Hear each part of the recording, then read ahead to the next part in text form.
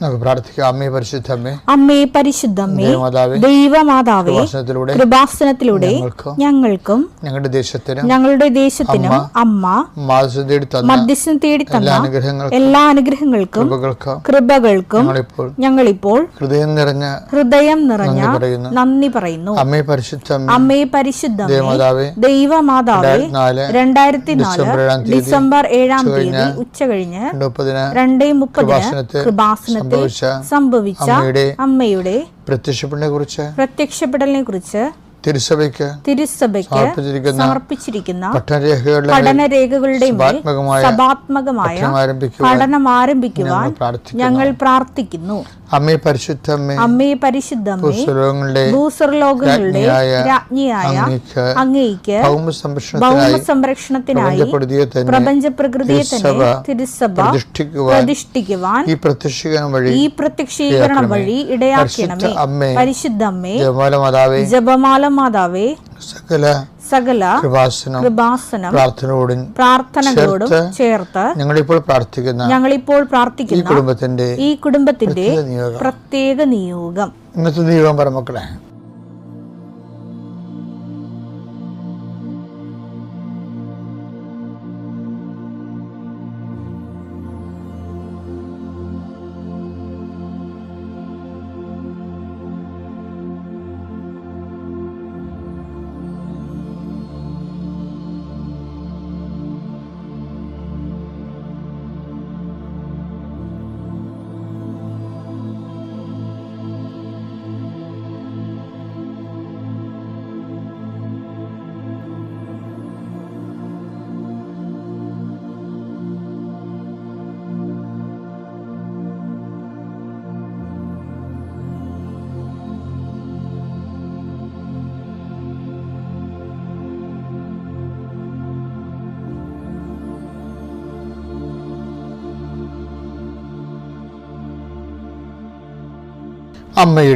അമ്മയുടെ പ്രത്യക്ഷീകരണത്തിന്റെ ഈ അനുഗ്രഹവേളയിൽ ഞങ്ങൾക്ക് സാധിച്ചു തരുവാൻ കനിയണമേ.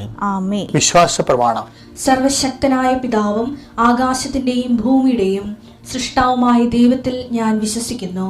അവിടുത്തെ ഏകപുത്രനും ഞങ്ങളുടെ കർത്താവുമായ ഈശോ മിശിഹായിലും ഞാൻ വിശ്വസിക്കുന്നു.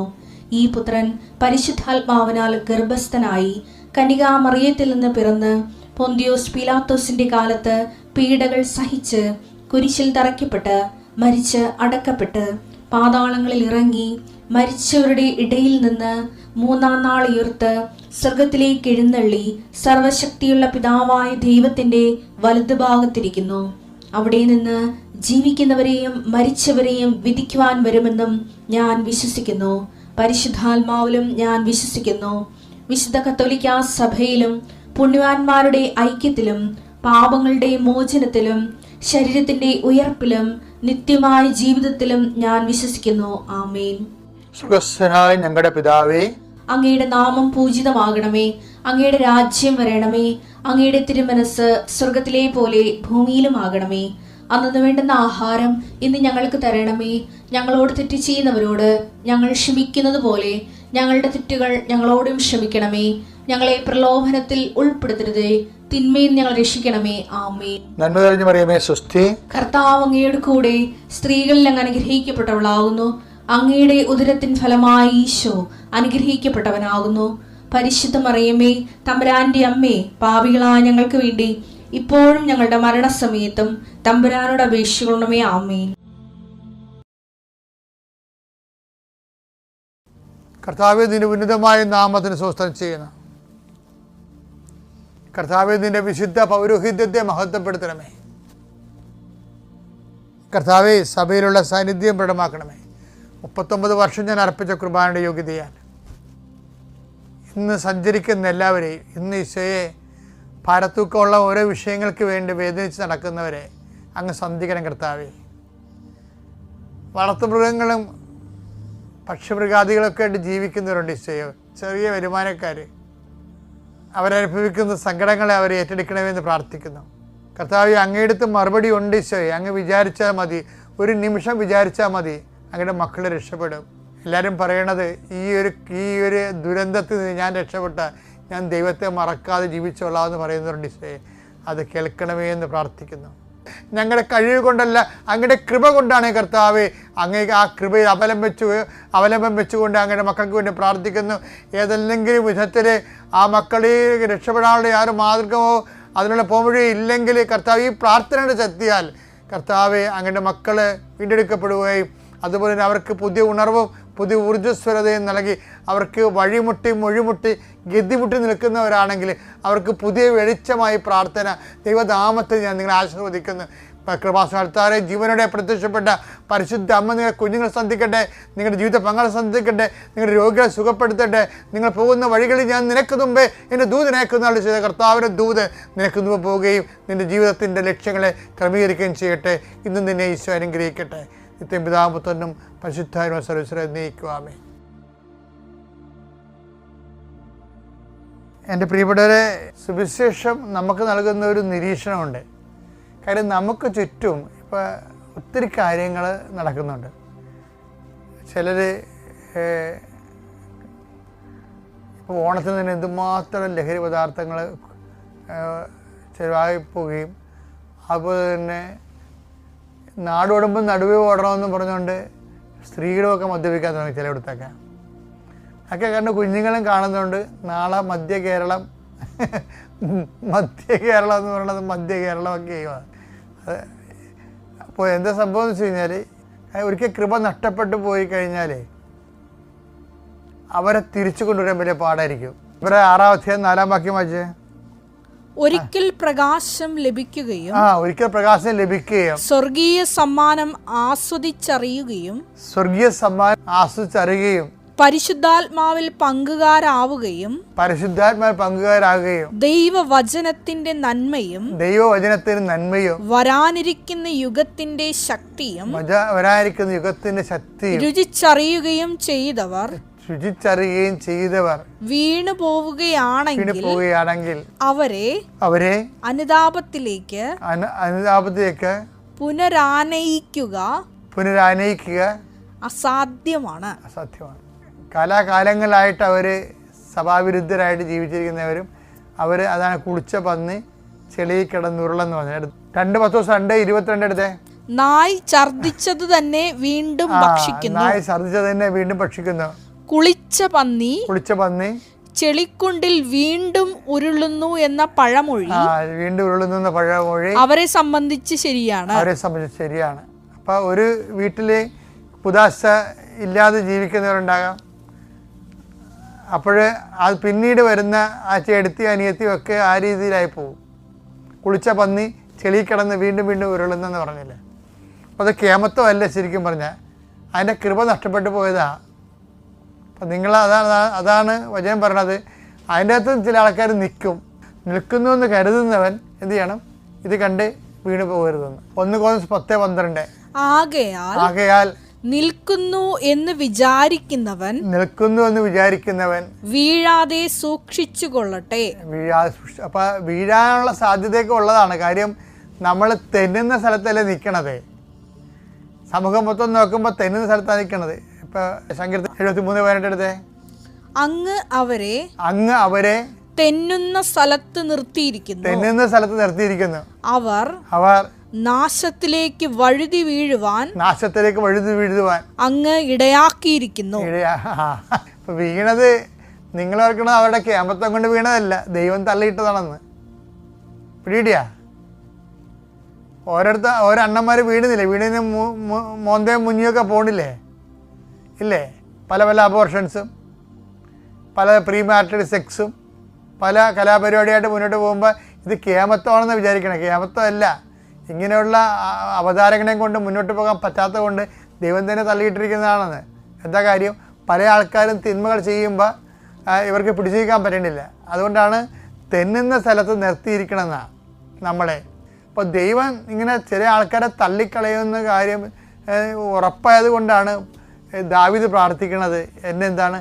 അങ്ങനെ സന്നിധിയിൽ നിന്ന് എന്നെ തള്ളിക്കളയരുത് എന്ന്. സങ്കീർത്തനം 51:11. അങ്ങയുടെ സന്നിധിയിൽ നിന്ന് എന്നെ തള്ളിക്കളയരുത്, എന്നെ തള്ളിക്കളയരുത്. അങ്ങയുടെ പരിശുദ്ധാത്മാവിനെ എന്നിൽ നിന്ന് എടുത്തു കളയരുത്, തിരികെ എടുക്കരുത്. അപ്പോൾ ഈ രണ്ട് കാര്യം ദൈവം ചെയ്യണ കാര്യങ്ങളാണ്.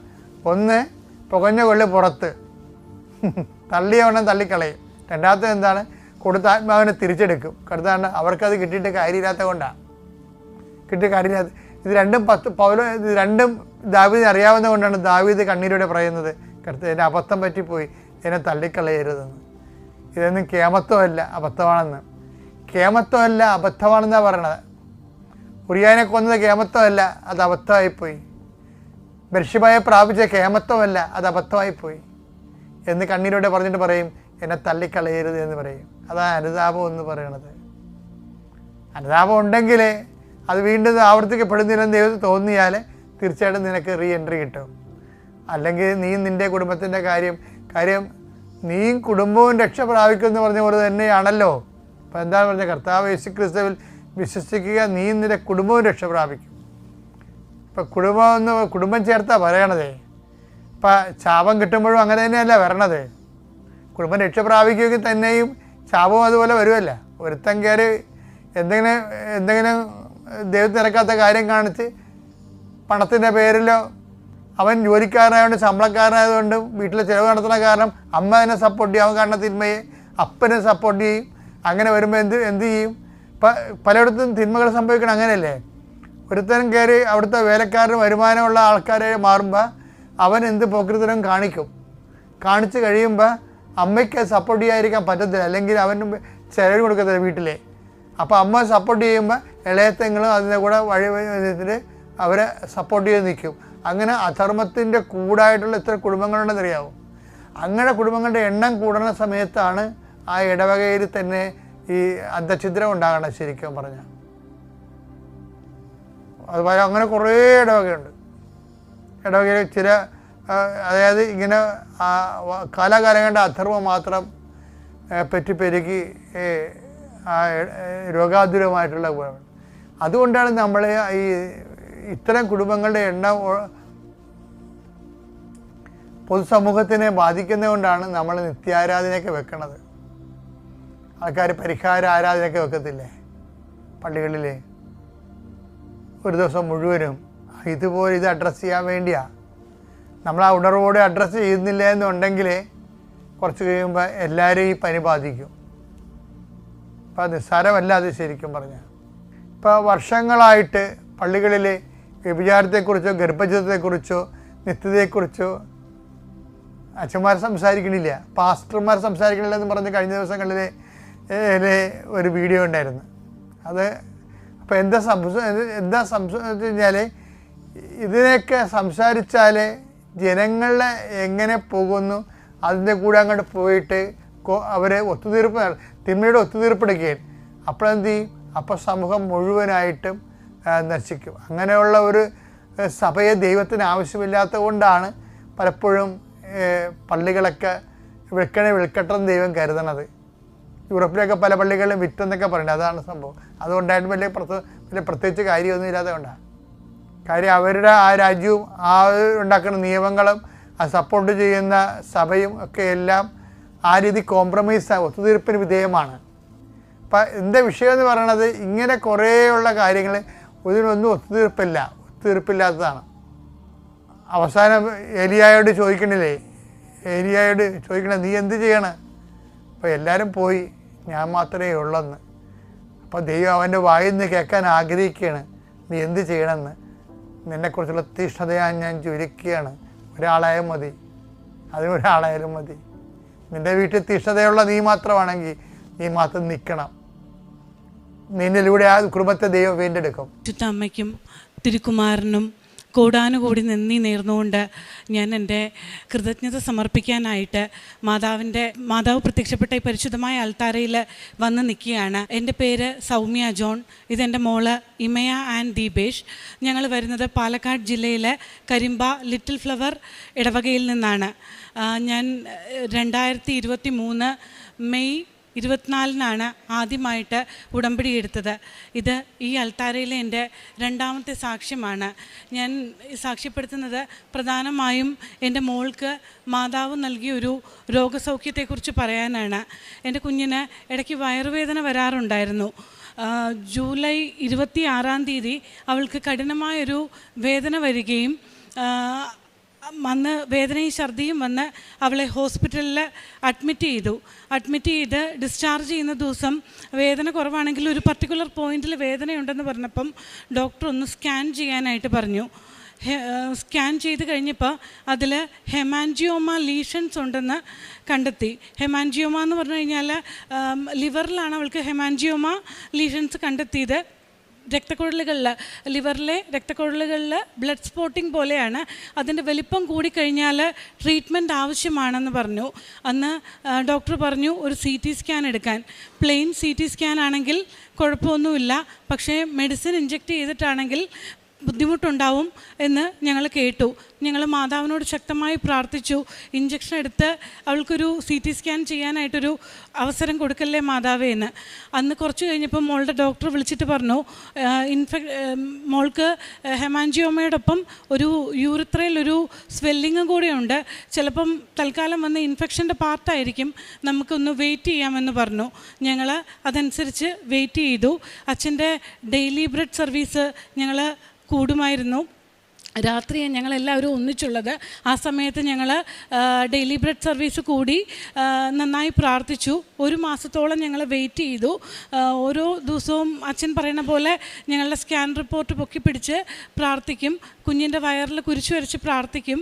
ശക്തമായിട്ട് ഞങ്ങൾക്ക് മാതാവിൽ ഉറച്ച വിശ്വാസം ഉണ്ടായിരുന്നു. പക്ഷെ ഞങ്ങൾ ഒന്നുകൂടെ പറഞ്ഞിരുന്നു, മാതാവേ ഇത് അവൾക്ക് മാതാവ് അനുവദിച്ചതാണെങ്കിൽ അത് സ്വീകരിക്കാനും അതിൻ്റെ ട്രീറ്റ്മെൻറ്റ് എടുക്കാനോ അല്ലെങ്കിൽ അതുമായി ബന്ധപ്പെട്ട സഹനങ്ങൾ വന്നു കഴിഞ്ഞാൽ അത് മട്ടോളം സ്വീകരിക്കാൻ ഞങ്ങൾ തയ്യാറാണ്, അമ്മയുടെ ഇഷ്ടം എന്തോ അത് നടക്കട്ടെ എന്ന് ഞങ്ങൾ പ്രാർത്ഥിക്കുമ്പോൾ പറയുമായിരുന്നു.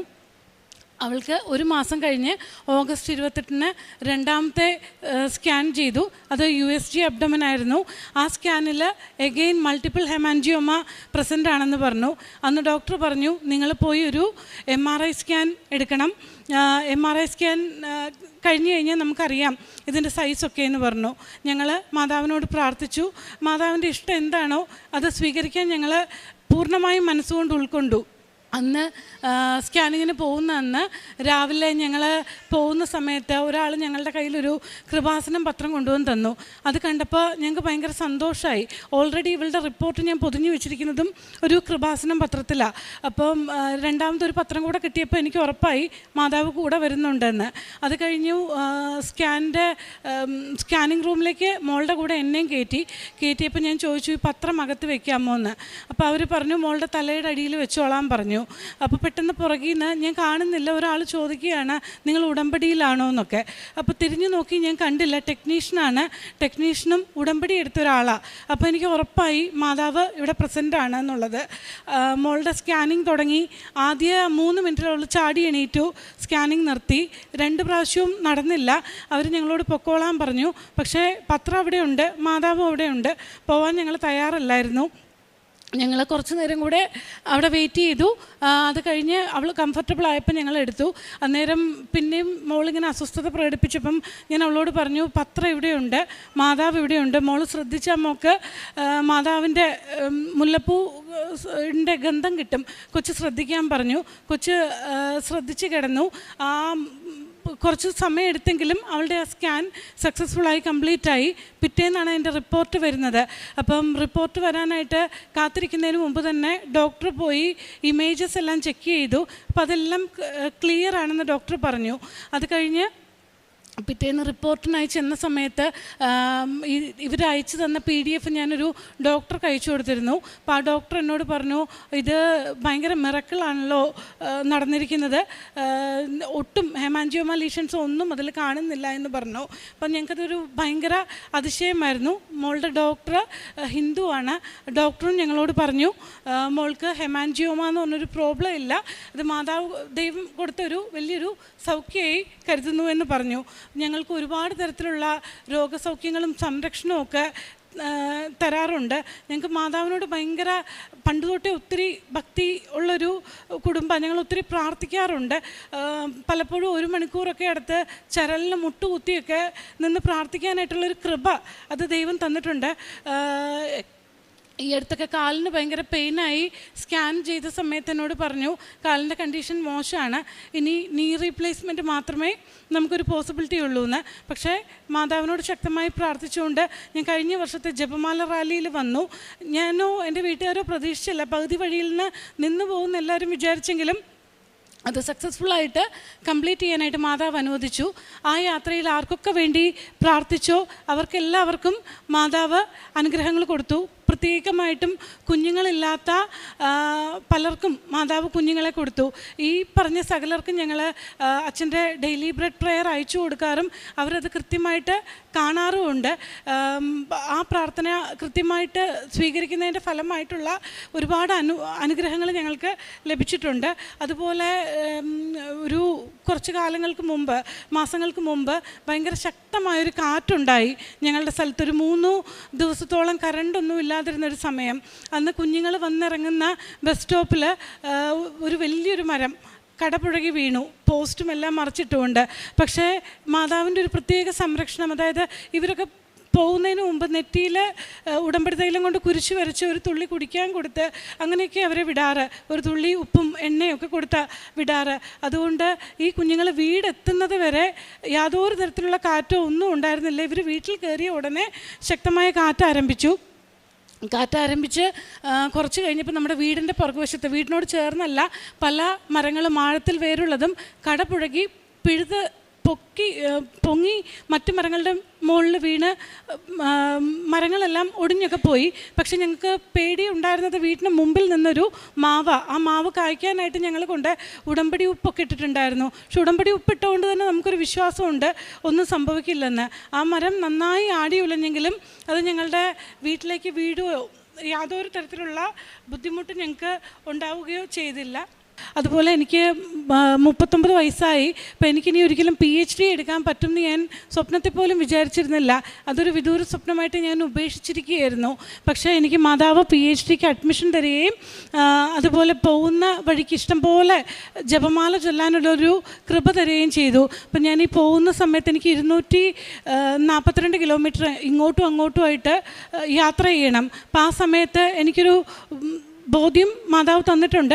അതായത് ഇത്രയും ദൂരത്തേക്ക് നിന്നെ വിട്ടെങ്കിൽ നീ പോകുന്ന ട്രെയിനിൽ അല്ലെങ്കിൽ ബസ്സിലുള്ള ആൾക്കാരോട് മാതാവിനെക്കുറിച്ച് കൃപാസനത്തെക്കുറിച്ചും സംസാരിക്കണം എന്നുള്ളത്. അപ്പം ഞാൻ പരമാവധി അറ്റ്ലീസ്റ്റ് ഒരാളെയെങ്കിലും കണ്ട് സംസാരിച്ച് കൃപാസനത്തെക്കുറിച്ച്, ചിലപ്പോൾ എൻ്റെ കയ്യിൽ പത്രം ഉണ്ടാവും, പത്രം കൊടുക്കാൻ പറ്റും, അല്ലെങ്കിൽ അവരോട് കൃപാസനത്തെക്കുറിച്ച് പറയാനായിട്ട് ഉള്ളൊരു കൃപ മാതാവ് തന്നിട്ടുണ്ട്. അതുപോലെ പത്രവിതരണമൊക്കെ ചെയ്യാനായിട്ട് ഞങ്ങൾ ദൂരെ ഉള്ള സ്ഥലങ്ങളിലേക്ക് പോകാറുണ്ട്. പോകുമ്പം ഞാനും എൻ്റെ മോളും നമുക്ക് പരിചയമില്ലാത്ത സ്ഥലങ്ങളൊക്കെ ആണെങ്കിൽ കുറേ ഉൾവഴികളിലൂടെയൊക്കെയുള്ള വീടുകളൊക്കെ ഉണ്ട്. ഞങ്ങളുടെ ഒരു ഗ്രാമപ്രദേശമാണ്. അപ്പോൾ അവിടേക്ക് പോകുന്ന സമയത്ത് ഞങ്ങളുടെ കൂടെ, ഞങ്ങളുടെ വീട്ടിൽ അമ്മയുടെ കൂടെയുള്ളൊരു ചേച്ചി വരാറുണ്ട്. ചേച്ചിക്കൊരു വീട് വെക്കണം എന്നുള്ളത് ഭയങ്കര ഒരു ആഗ്രഹമായിരുന്നു. അപ്പോൾ ആദ്യം ഞങ്ങൾ ഉപ്പൊക്കെ കൊടുത്തു വിട്ടെങ്കിലും ആൾക്ക് വലിയ വിശ്വാസം ഉണ്ടായിരുന്നില്ല. പക്ഷേ സർക്കാരിൻ്റെ ഒരു സ്കീമിൽ അവർ ഞങ്ങളുടെ കൂടെ വരും, എല്ലാ സ്ഥലത്തും ഈ പത്രവിതരണത്തിനായിട്ട് വരും. ഞങ്ങളും അറിയാത്ത വഴികളിലൂടെയൊക്കെ ജീവിതത്തിൽ വിശ്വാസ പ്രമാണം ചൊല്ലി നടക്കും. അപ്പോൾ ആ ചേച്ചിക്ക് വീട് വെക്കാനായിട്ട് സർക്കാരിൽ നിന്ന് ഒരു വീട് പാസ്സായി കിട്ടി. അതൊരു ഭയങ്കര ഒരു കൃപയായിട്ട് ഞങ്ങൾ കരുതുന്നുണ്ട്. അതുപോലെ ഞങ്ങൾ ഉടമ്പടി പുതുക്കാൻ വരുന്നതിൻ്റെ തലേന്നായിട്ട് ഞങ്ങൾക്കൊരു കാർ ആക്സിഡൻ്റ് ഉണ്ടായി. ആ ആക്സിഡൻ്റ് ഒരു അത്യാവശ്യം നല്ലൊരു ആക്സിഡൻ്റ് ആയിരുന്നു. ഞങ്ങളുടെ വണ്ടിയുടെ ഫ്രണ്ട് വീലിൻ്റെ ഇടയിലായിട്ട് മറ്റൊരു ബൈക്ക് കുടുങ്ങി നിന്നു. ഹൈ സ്പീഡിൽ വന്നൊരു ബൈക്ക് ഇടിച്ച് വല്ലാത്തൊരവസ്ഥയിലായിരുന്നു. പക്ഷേ അവിടെ മാതാവിൻ്റെ ഭയങ്കരമായൊരു കരം ഞങ്ങൾ കണ്ടു. ആ ബൈക്ക് ആക്സിഡൻ്റ് ഉണ്ടായപ്പം ആ പയ്യനോ ഞങ്ങളിൽ ആർക്കോ ഒരു കുഴപ്പവും വന്നില്ല. വണ്ടിക്ക് കാര്യമായ അപകടം സംഭവിച്ചെങ്കിലും ആർക്കും ഒരു പരിക്കും ഏൽക്കാതെ, പോറൽ പോലും ഏൽക്കാതെ മാതാവ് ഞങ്ങളെ സംരക്ഷിച്ചു. അതുപോലെ മോള്, ഞാൻ ഈ റിസർച്ചിന് പോയി തുടങ്ങിയതിന് ശേഷം അവൾക്ക് ഭയങ്കര വിഷമമായിരുന്നു. അവളെ പഠിപ്പിക്കാനൊന്നും ഇരിക്കാൻ അമ്മ കൂടെ ഇല്ലയെന്നൊരു സങ്കടം ഉണ്ടായിരുന്നു. പക്ഷേ എനിക്കെന്തോ, ഞാൻ മാതാവിൻ്റെ ഉപ്പ് കൊണ്ട് ഞാൻ എൻ്റെ കോളേജിലും മാഡത്തിൻ്റെ ക്യാബിനിലും ഒക്കെ ഇട്ടു. എനിക്കതനുസരിച്ച് മാതാവിൻ്റെ ഒരു പ്രത്യേക ബ്ലെസ്സിങ് ഉണ്ടായി. ടൈമെല്ലാം എൻ്റെ അഡ്ജസ്റ്റഡായി. നേരത്തെ എത്തണം എന്നുള്ളതിലൊക്കെ ചേഞ്ച് വന്നു. അതിനുശേഷം എനിക്ക് മോളുടെ കാര്യങ്ങൾ ശ്രദ്ധിക്കാനും അക്കാഡമിക്സിൽ ഹെൽപ്പ് ചെയ്യാനും ഒക്കെ പറ്റി. അപ്പം അവൾക്കൊരു സ്പെൽ ബി എന്ന് പറഞ്ഞൊരു കോമ്പറ്റീഷൻ അവൾ അറ്റൻഡ് ചെയ്തിരുന്നു. അപ്പോൾ സ്പെൽ ബി കോമ്പറ്റീഷൻ അറ്റൻഡ് ചെയ്യുന്ന സമയത്ത് അവൾ എന്നോട് പറഞ്ഞു, കഴിഞ്ഞ പ്രാവശ്യം നമ്മൾ സ്കൂൾ ലെവലിലേ പോയി, ഇപ്രാവശ്യം എനിക്ക് നാഷണൽ ലെവലിൽ പോകണം എന്ന്.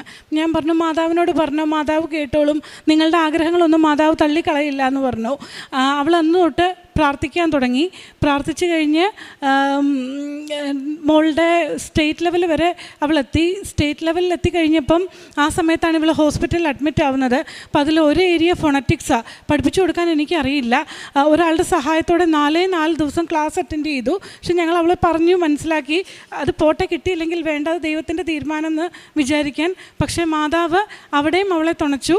അവൾക്ക് നാഷണൽ ലെവലിലേക്ക് സെലക്ഷൻ കിട്ടി. ഡിസംബറിൽ നടക്കുന്ന നാഷണൽ ലെവലിലേക്ക് അവളെ എലിജിബിളായിട്ട് കണക്കാക്കി. പിന്നെ പത്രം വിതരണം ചെയ്യാനും പ്രേക്ഷിത പ്രവർത്തനത്തിനും ഒക്കെ ഞങ്ങൾ പരമാവധി ശ്രമിക്കാറുണ്ട്. ഉപ്പ്, തേന്, കാശുരൂപമൊക്കെ ഞങ്ങൾ കൊണ്ടുപോയി ഒരുപാട് കൊണ്ടുപോകും. അത് പലരും ക്യാൻസർ പേഷ്യൻസും ഒക്കെ ഞങ്ങളുടെ അടുത്ത് വന്ന് കൊണ്ടുപോകാറുണ്ട്. പിന്നെ ഉടമ്പടി തൈലം മരണാസന്നരോ രോഗികളോ ആയി കിടക്കുന്ന സകലരുടെ അടുത്ത് കൊണ്ടുപോയി പ്രാർത്ഥിക്കാനായിട്ട് ശ്രമിക്കാറുണ്ട്. ഒന്നും നമ്മുടെ കഴിവല്ല, എല്ലാം ദൈവത്തിൻ്റെ ഒരു ഭയങ്കര കരുണയും കൃപയായിട്ട് ഞങ്ങൾ കരുതുന്നു. ഭക്ഷണപ്പൊതി വിതരണം ചെയ്യാനായിട്ട് ഞങ്ങൾ പണ്ട് പോകുമായിരുന്നു. പക്ഷേ ഇപ്പോൾ ഈ റിസർച്ച് തുടങ്ങിയതിന് ശേഷം ഇതിലൊന്നും എനിക്ക് സാധിക്കാതെയായി. അന്നേരം ഞാൻ എപ്പോഴും വണ്ടിയിലിരിക്കുമ്പോൾ മാതാവിനോട് ചോദിക്കും, what can I do to make you happy എന്ന്. അപ്പം എന്താണോ എനിക്ക് ചെയ്യാൻ പറ്റുന്നത് അത് ചെയ്യാൻ ഞാൻ ശ്രമിക്കും.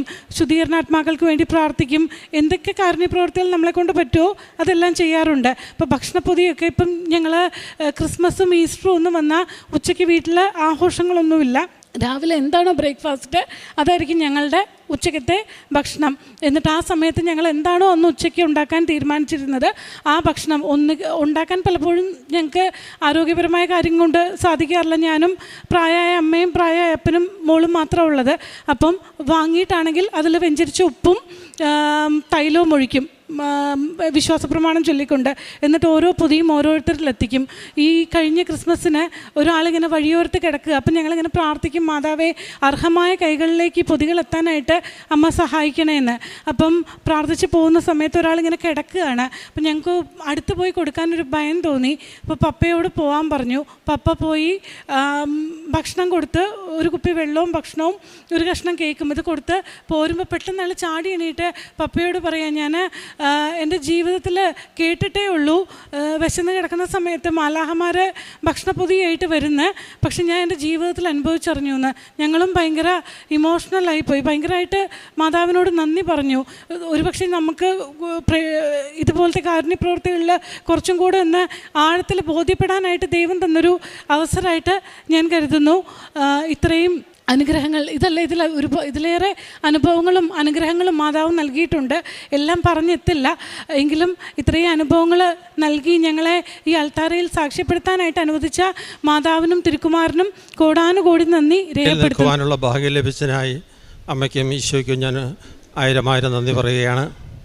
എൻ്റെ പേര് ഔസേപ്പച്ചൻ, വീട്ടുപേര് പുതുമന, എറണാകുളം ജില്ലയിലെ വാഴക്കുളത്താണ് താമസിക്കുന്നത്. എൻ്റെ ഈ 72 വർഷത്തെ ജീവിതം 3ആയി തരംതിരിക്കാവുന്നൊരു ജീവിതമാണ്. ഞാനിങ്ങനെ പറയുന്ന സാക്ഷി നിന്ന് കൂടുതൽ മനസ്സിലാക്കാൻ വേണ്ടിയിട്ടാണ്. ആദ്യത്തെ 35-36 വർഷം യേശുവിനറിയാതെ ഒരു നാമമാത്ര ക്രിസ്ത്യാനിയായി ഞായറാഴ്ച ക്രിസ്ത്യാനിയായി നടന്ന് ഞാൻ ആ കാലത്തൊരു മദ്യവ്യവസായിയായി തീർന്നു, ഒരു ബാർ ഹോട്ടലിൻ്റെ ഓണറായി തീർന്നു. അങ്ങനെ ദൈവത്തെ വിശ്വസിക്കാതെയും ആശ്രയിക്കാതെയും പ്രാർത്ഥിക്കാതെയും ജീവിച്ചിരുന്ന കാലഘട്ടത്തിലാണ് ഞാനൊരു ധ്യാനം കൂടി യേശുവിനെ രക്ഷകനാഥനുമായി തിരിച്ചറിഞ്ഞ് സ്വീകരിച്ച് അതിനുശേഷം ഞാൻ എൻ്റെ ജീവിതം സുവിശേഷ വിലയ്ക്കായി മാറ്റിവെച്ചു. കഴിഞ്ഞ 35 വർഷം ഞാൻ നിരന്തരമായി ദൈവകൃപയാൽ ഒരു 10-15 ലക്ഷം ജനങ്ങളോട് കേരളത്തിലെ, ഇന്ത്യയിലെ, ലോകത്തെ വിവിധ സ്ഥലങ്ങളിൽ, വിവിധ ധ്യാന കേന്ദ്രങ്ങളിൽ, ശാലോം ടിവിയിൽ, അങ്ങനെ വിവിധങ്ങളായ അൾത്താരകളിലൊക്കെ ഈശോയുടെ വചനം പറഞ്ഞ് ഞാൻ നല്ലൊരു അനുഗ്രഹത്തിൽ ജീവിക്കുന്ന കാലഘട്ടത്തിലാണ് ഞാൻ ഈ കൃപാസനത്തിൽ വരിക. കൃപാസനത്തിൽ വന്നത് ഞാനൊന്ന് കാണുവാനായിട്ടാണ് വന്നത്. അങ്ങനെ വന്ന ഞാൻ 2022 ഓഗസ്റ്റ് മാസത്തിൽ 11-ാം തീയതി ഇവിടെ വന്ന് ഉടമ്പടി ഒപ്പിട്ടു. ഈ ഉടമ്പടി ഒപ്പിടാൻ എനിക്ക് പ്രധാനപ്പെട്ടൊരു കാര്യമുണ്ട്. ഞാൻ എൻ്റെ ജീവിതത്തിൽ ഒരുപാട് ദൈവാനുഗ്രഹങ്ങൾ കിട്ടുന്ന വ്യക്തിയാണെങ്കിൽ പോലും ഈ ഉടമ്പടി ധ്യാനത്തിൽ പങ്കെടുത്ത ഉടമ്പടി സാക്ഷ്യത്തിൽ മുന്നോട്ട് പോയപ്പോൾ കൃപയ്ക്കുമേൽ കൃപ ലഭിക്കുന്ന വിവിധങ്ങളായ അനുഭവങ്ങൾ അനുഗ്രഹങ്ങളും ഞാൻ ഓർക്കുകയാണ്. ഞാൻ മാതാവിനോടും ഈശോയോടും ഒരുപോലെ ഭക്തിയുള്ള വ്യക്തിയായിരുന്നു. എൻ്റെ ജീവിതത്തിൽ 4 പ്രാവശ്യം സുഗന്ധ പരിമളം ലഭിച്ചിട്ടുള്ള വ്യക്തിയാണ്. അങ്ങനെയൊക്കെ ജീവിക്കുന്ന എനിക്ക് ഞാൻ മാതാവിൻ്റെ പക്കൽ പ്രാർത്ഥിക്കാറില്ലായിരുന്നു. ഈ ലോകത്തിൻ്റെതായ പല ക്ലാസ്സുകളൊക്കെ കേൾക്കുമ്പോൾ അല്പസ്വല്പമെങ്കിലും മാതാവിനുള്ള സ്നേഹം കുറഞ്ഞു പോയോ എന്ന് പോലും ഞാൻ ചിന്തിക്കാറുണ്ട്. അങ്ങനെ ഇരിക്കുമ്പോഴാണ് ഞാൻ ഉടമ്പടി ഒപ്പിടുന്നത്. ഈ ഉടമ്പടിയിൽ 6 നിയോഗങ്ങൾ ഞാൻ വെച്ചു, 6 കാര്യങ്ങൾ ഞാൻ നേർന്നു, അല്ലെങ്കിൽ 6 കാര്യങ്ങൾ ഞാൻ പ്രതിജ്ഞ എടുത്തു. ഈ 6 കാര്യങ്ങൾ എനിക്ക് വളരെ ഈസി ആയിരുന്നു. കാരണം ഞാൻ ഇവിടെ അച്ഛൻ പറയുന്ന പോലെ അല്ല, ഈശോ പറയുന്ന പോലെയുള്ള ആ ഉടമ്പടിയിൽ പറയുന്ന കാര്യങ്ങളൊക്കെ അതുപോലെ പാലിച്ചു വരുന്നൊരു വ്യക്തിയാണ് ഞാൻ. അങ്ങനെ ഇരുന്ന വ്യക്തി എന്ന നിലയ്ക്ക് ഞാൻ ആ മാതാവിനോടിൻ്റെ മുന്നിൽ ഉടമ്പടി ഒപ്പിട്ട് കഴിഞ്ഞപ്പോൾ എൻ്റെ ജീവിതത്തിലുണ്ടായ നിരവധി ദൈവാനുഭവങ്ങൾ പങ്കുവെക്കാനായിട്ടാണ് ഞാനിപ്പോൾ ഇവിടെ നിൽക്കുക. ആദ്യമായി തന്നെ ഞാൻ ഉടമ്പടിയിൽ ഒപ്പിട്ട 1ാമത്തെ നിയോഗം, ഞാൻ കാസർഗോഡ് ജില്ലയിൽ കാഞ്ഞങ്ങാട് താമസിക്കുന്ന വ്യക്തിയാണ്.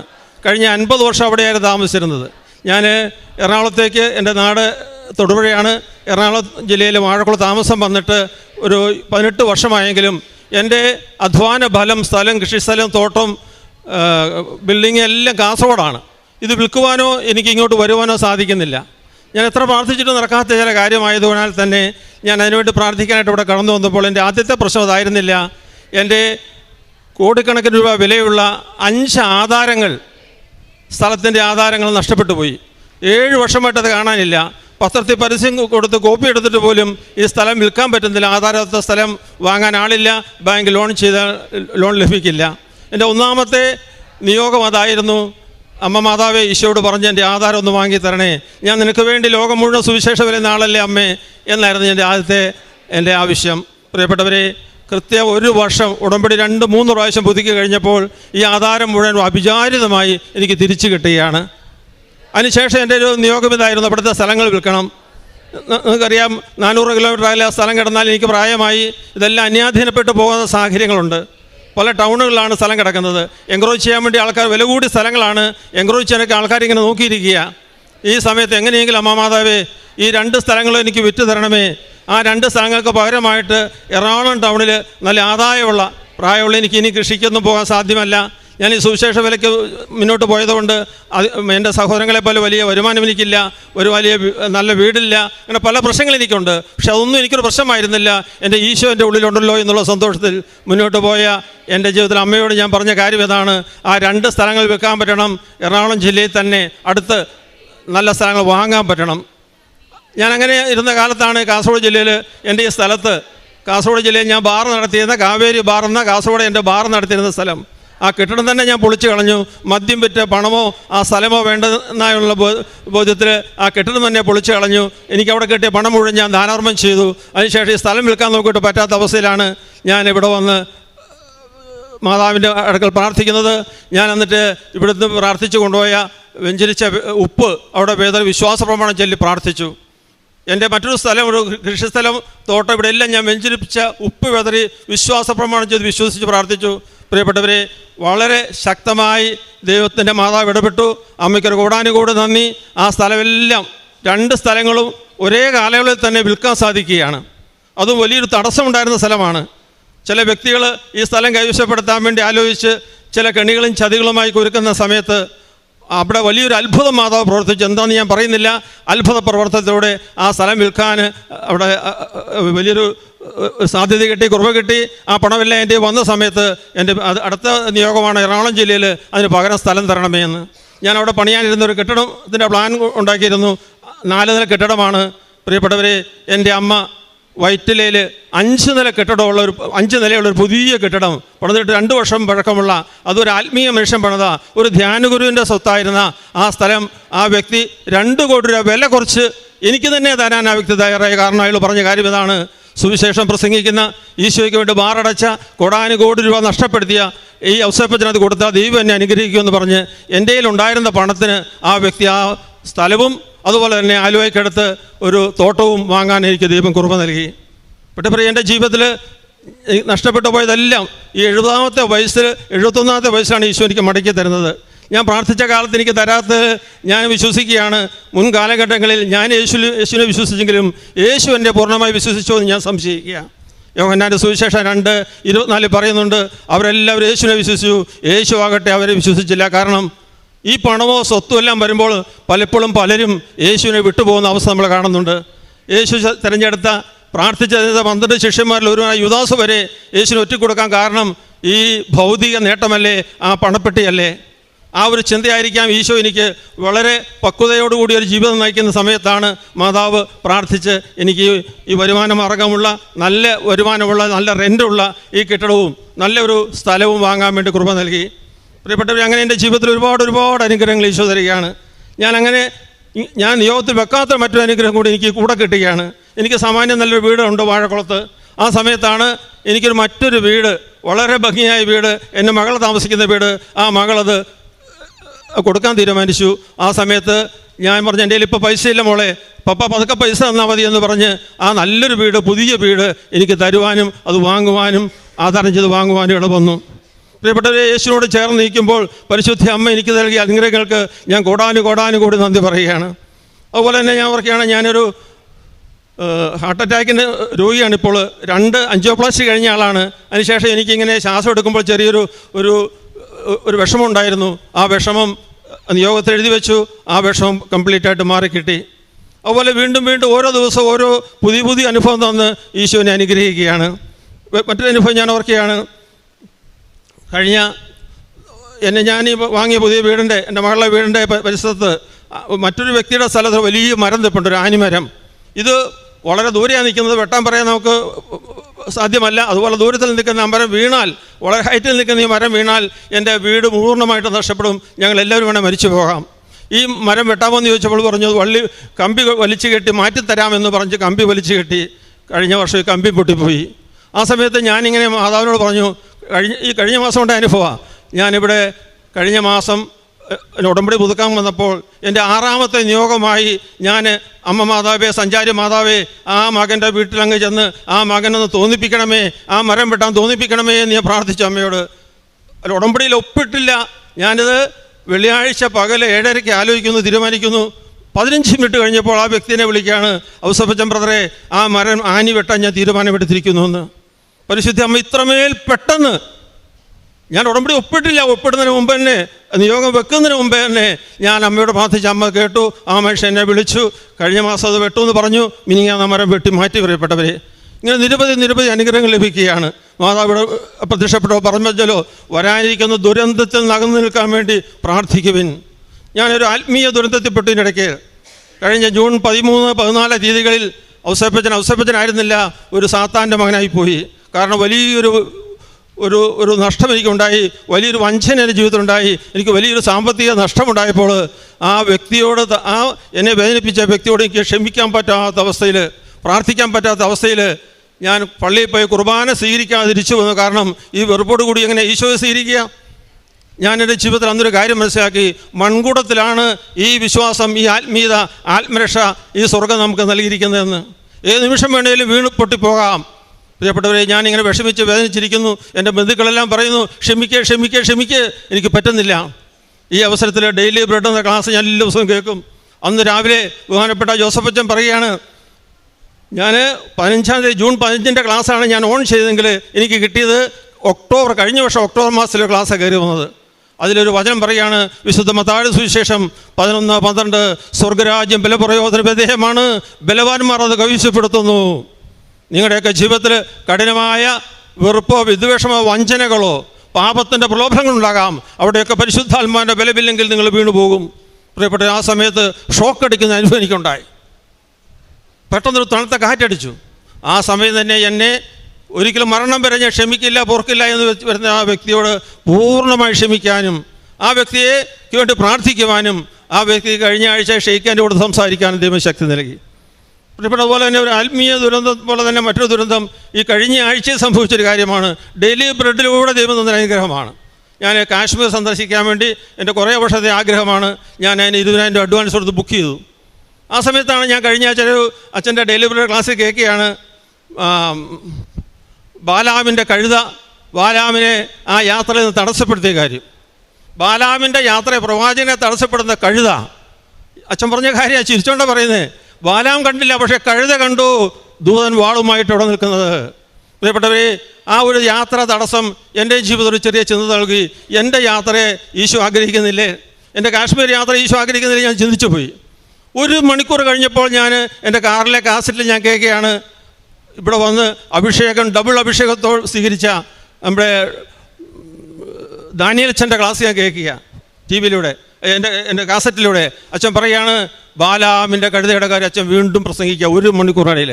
ഇത് രണ്ടും കേട്ടപ്പോൾ എനിക്ക് മനസ്സിലായി എൻ്റെ യാത്ര ക്യാൻസൽ ചെയ്യണം. ഞാൻ DTC കമ്പനിക്കാരെ വിളിച്ച് പറഞ്ഞു ഞാൻ പോരുന്നില്ല, അത് ക്യാൻസലാക്കിയിരിക്കുന്നു. പറഞ്ഞു പണം നഷ്ടപ്പെടും. ഞാൻ പറഞ്ഞു പണം നഷ്ടപ്പെട്ടോടെ, ഞാൻ യാത്ര ചെയ്യുന്നില്ല, ഈശോ അത് ആഗ്രഹിക്കുന്നില്ല. പിറ്റേ ദിവസം ഞാൻ കേൾക്കുകയാണ്, നിങ്ങളേറെ കേട്ട് കാണും, ആ കാശ്മീരിൽ മുഴുവൻ വലിയ വെള്ളപ്പൊക്കമായിട്ട് ഒരുപാട് പേര് മരിക്കുന്നു, വലിയ ഗതാഗത തടസ്സം, വാഹനങ്ങൾ ഒഴുകിപ്പോകുന്നു, അങ്ങനെ വലിയ പ്രശ്നങ്ങളുള്ള സ്ഥലത്തേക്ക് പോകാതിരിക്കാൻ ഈശോ എൻ്റെ ശാരീരികമായ ഒരു ദുരന്തത്തിൽ തന്നെ ഈശോ രക്ഷപ്പെടുത്തിയ സംഭവമായിരുന്നത്. പ്രിയപ്പെട്ടവരെ, അതുപോലെ മറ്റൊരു വലിയൊരു സംഭവം എനിക്കുണ്ടായത് കഴിഞ്ഞ ഒരു 3 മാസം മുമ്പ് എൻ്റെ ജീവിതത്തിൽ നടുവിന് വേദന ഉണ്ടായി. ആ ഡോക്ടർ അവസാനം എന്നോട് പറഞ്ഞു, ഇനി നിങ്ങൾ ഇരിക്കരുത്, നടക്കാം, നിൽക്കാം, കിടക്കാം. ഈ നടുവേദന മാറാൻ വേണ്ടി 3 മാസത്തേക്ക് അവധി പറഞ്ഞിരിക്കുകയാണ്. പ്രിയപ്പെട്ടവർ, എനിക്കുണ്ടായ സംഭവം എന്ന് വെച്ചാൽ എൻ്റെ പെങ്ങടമ്മയുടെ കല്യാണം റായ്പൂരുണ്ട്. അവർ പ്ലെയിൻ ടിക്കറ്റ് എനിക്കും എൻ്റെ ഭാര്യയ്ക്കും ബുക്ക് ചെയ്തു. അവിടെ ഹോട്ടൽ ബുക്ക് ചെയ്ത് പോകാതിരിക്കാൻ പറ്റാത്ത അവസ്ഥ. ഈ ഡോക്ടർ പ്ലെയിനിൽ നിന്ന് പോകാൻ പറ്റില്ല. ഞാൻ മാതാവിനോട്, മാതാവേ എൻ്റെ അമ്മയല്ലേ, എൻ്റെ അമ്മയാണ് പ്രിയപ്പെട്ടവരെ, യോഹന്നാൻ സ്വീകരിച്ച അമ്മ, ആ കുരിശിൽ നിന്നുകൊണ്ട് ഈശോ തന്ന സമ്മാനത്തെ സമ്മാനമായി എൻ്റെ അമ്മയായി ഞാൻ എൻ്റെ വീട്ടിൽ സ്വീകരിച്ച് എൻ്റെ അമ്മയുമായി കുശലം പറയുന്നു, അമ്മയോട് സംസാരിക്കുന്നു, അമ്മയോട് വഴക്കിടുന്നു. ഈ അമ്മയോട് പറഞ്ഞ അമ്മയെ ഞാൻ പിണങ്ങും, അമ്മ എൻ്റെ നടുവേദന മാറ്റി തരണം അമ്മേ, ഈശോയോട് പറഞ്ഞിട്ട് നടുവേദന മാറ്റി തരണം അമ്മേ എന്നൊരൊറ്റ വാശി പെടുത്തും. അമ്മ പേടിച്ചു പോയെന്നാണ് തോന്നുന്നത്. 2 മണിക്കൂറിനകത്ത് വേദന മാറിപ്പോയി.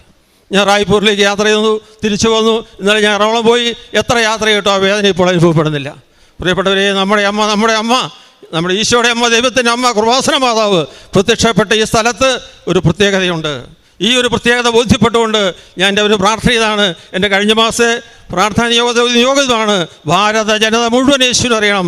പരിശുദ്ധ അമ്മയിലൂടെ, കൃപാസനത്തിലൂടെ ലോക ജനത മുഴുവൻ യേശുവിലേക്ക് വരണം. യേശു കുരിശിൽ നേടിത്തന്ന രക്ഷ, സ്വർഗത്തിൻ്റെ പ്രത്യാശ, യേശുവിൽ മാത്രമേ രക്ഷയുള്ളൂ എന്നുള്ള ബോധ്യം എല്ലാവർക്കും ലഭിക്കാൻ വേണ്ടി ഞാൻ നിയോഗം എഴുതിച്ച് എല്ലാ ദിവസവും പ്രാർത്ഥിക്കുകയാണ്. എൻ്റെ സുവിശേഷ വേലയുടെ ഭാഗമായി, പ്രേക്ഷിത വേലയുടെ ഭാഗമായി ഞാൻ എന്താ ചെയ്യേണ്ടതെന്ന് ആലോചിച്ച് പ്രാർത്ഥിച്ചപ്പോൾ ഈശോ എനിക്ക് വചനം തന്നു. അപ്പോസ്തല പ്രവർത്തനം 13:44 അപ്പോസ്തലനോട് എടുത്ത തീരുമാനമാണ്.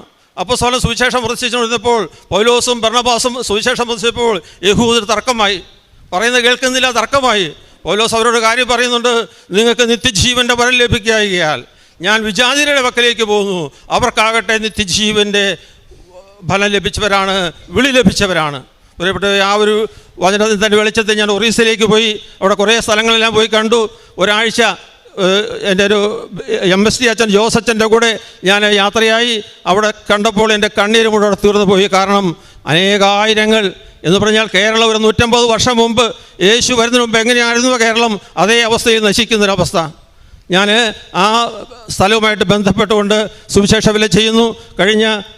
കഴിഞ്ഞ മുമ്പത്തെ ഡിസംബർ മാസത്തിൽ അവിടെ 15 കൊച്ചു കുട്ടികളാണ് തുണിയില്ലാതെ, തണുപ്പ് തടുക്കാൻ പറ്റാതെ മരിച്ചു പോയത്.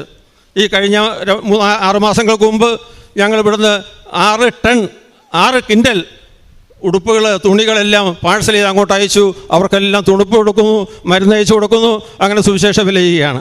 ഞാനും എൻ്റെ മകള്, ഓസ്ട്രേലിയയിലുള്ള മകൾ ടീന, ഞങ്ങൾ 2 പേരും കൂടി മറ്റൊരു സുവിശേഷ വില ആരംഭിച്ചത്.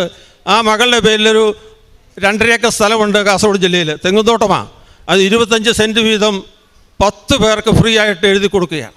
വീടില്ലാത്തവർക്ക്, പാവപ്പെട്ടവർക്ക്, വേദനിക്കുന്നവർക്ക് സ്ഥലം കൊടുത്ത് അനുഗ്രഹിക്കാൻ ഈശോ വലിയൊരു കുറവ് ഞങ്ങൾക്ക് നൽകി. അതുപോലെ തന്നെ ഞാൻ ഇവിടെ ഇങ്ങോട്ട് വരുമ്പോൾ ഞങ്ങൾ 4, 5, 6 പേരെ എല്ലാ ദിവസവും കൃപാസനത്തിലേക്ക് പുതിയ ആൾക്കാരെ കൊണ്ടിരുന്നു. വാട്സാപ്പിലൂടെ, സോഷ്യൽ മീഡിയയിലൂടെ ഒരു ദിവസം 1000-1500 പേർക്ക് ഇവിടുത്തെ ക്ലാസ്സുകളും സാക്ഷ്യങ്ങളും അയച്ചു കൊടുത്തുകൊണ്ട്, പത്രം വിതരണം ചെയ്തുകൊണ്ട് ഈശോയുടെ സ്നേഹം പങ്കുവെക്കുകയാണ്. പ്രിയപ്പെട്ട പോലെ തന്നെ ഞാൻ മറ്റൊരു ശുശ്രൂഷ ആരംഭിച്ചത്, ദേവാലയത്തിൽ ചെല്ലുമ്പോൾ, ഏത് ദേവാലയത്തിൽ ചെന്നാലും അവിടെ നല്ല നല്ല സമ്പന്നരായ ആൾക്കാരോടൊപ്പം പാവപ്പെട്ട മനുഷ്യർ ഇവിടെ കാണാൻ പറ്റുന്നുണ്ട്. തീരെ സാധുക്കളായ മനുഷ്യർ, അവരുടെ വസ്ത്രധാരണവും അവരുടെ രീതിയും കാണുമ്പോൾ അറിയാം, അവരുടെ മുഖം കാണുമ്പോൾ അറിയാം വിഷമം. അവർ പോയി പരിചയപ്പെടും, ഈശോയുടെ സ്നേഹം പങ്കുവെക്കും, ഞാനൊരു സമ്മാനം തരട്ടെ എന്ന് പറഞ്ഞ് കുറച്ച് പണം ഞാൻ വകയിൽ കൊടുക്കും. പ്രിയപ്പെട്ടവരെ, ഈശോയ്ക്ക് കൊടുത്ത പോലെ എനിക്ക് തോന്നുക. ഈശോ വേണമെങ്കിൽ ചക്കവേരിലും കായ്ക്കും. ഈശോയ്ക്ക് വേണ്ടി ആത്മാക്കളെ നേടാൻ, ശുശ്രൂഷ ചെയ്യാൻ നിരവധി അവസരങ്ങൾ നമുക്കുണ്ട്. ഇത്രമാത്രം കൃപ എനിക്ക് നൽകിയ പരിശുദ്ധ അമ്മയ്ക്കും തിരുക്കുമാരനും കോടാനുകോടി നന്ദി ഞാൻ അർപ്പിക്കുകയാണ്. ആൾത്താരയിൽ കയറി നിന്ന് ഇതുപോലെ ഒരു സാക്ഷ്യം പറയാൻ സാധിച്ചതിന് പരിശുദ്ധ അമ്മയ്ക്കും ഈശോ മിശിഹായ്ക്കും കോടാനുകോടി നന്ദി പറയുന്നു. എൻ്റെ പേര് ഡെജി. ഞങ്ങൾ സിംഗപ്പൂരിൽ നിന്നാണ് വരുന്നത്. എൻ്റെ മകൻ കെവിൻ. എൻ്റെ മകന് കിട്ടിയ രോഗസൗഖ്യത്തെക്കുറിച്ച് സാക്ഷ്യപ്പെടുത്താൻ വേണ്ടിയാണ് ഞാൻ ഇവിടെ വന്നേക്കുന്നത്. എൻ്റെ മകന് 3-4 വർഷമായിട്ട് എക്സിമ എന്ന രോഗമായിരുന്നു. അതായത് കൈയും കാലുമൊക്കെ ചൊറിഞ്ഞ് പൊട്ടുന്ന ഒരു രോഗം. ഞങ്ങൾ അവിടെ ഒരു ക്ലിനിക്കിൽ പോയി ഡോക്ടറെ കാണിച്ചു, മെഡിസിൻസുകളൊക്കെ ചെയ്തു, എന്നിട്ടും മാറിയിരുന്നില്ല. അതനുസരിച്ച് ഞങ്ങൾ നാട്ടിലേക്ക് വന്നു. നാട്ടിൽ വന്ന് ഡോക്ടറെ കണ്ടു. അതനുസരിച്ച് ഞങ്ങൾ ഡോക്ടർ പറഞ്ഞ മെഡിസിൻസുകളൊക്കെ കഴിച്ചുകൊണ്ടിരുന്നു.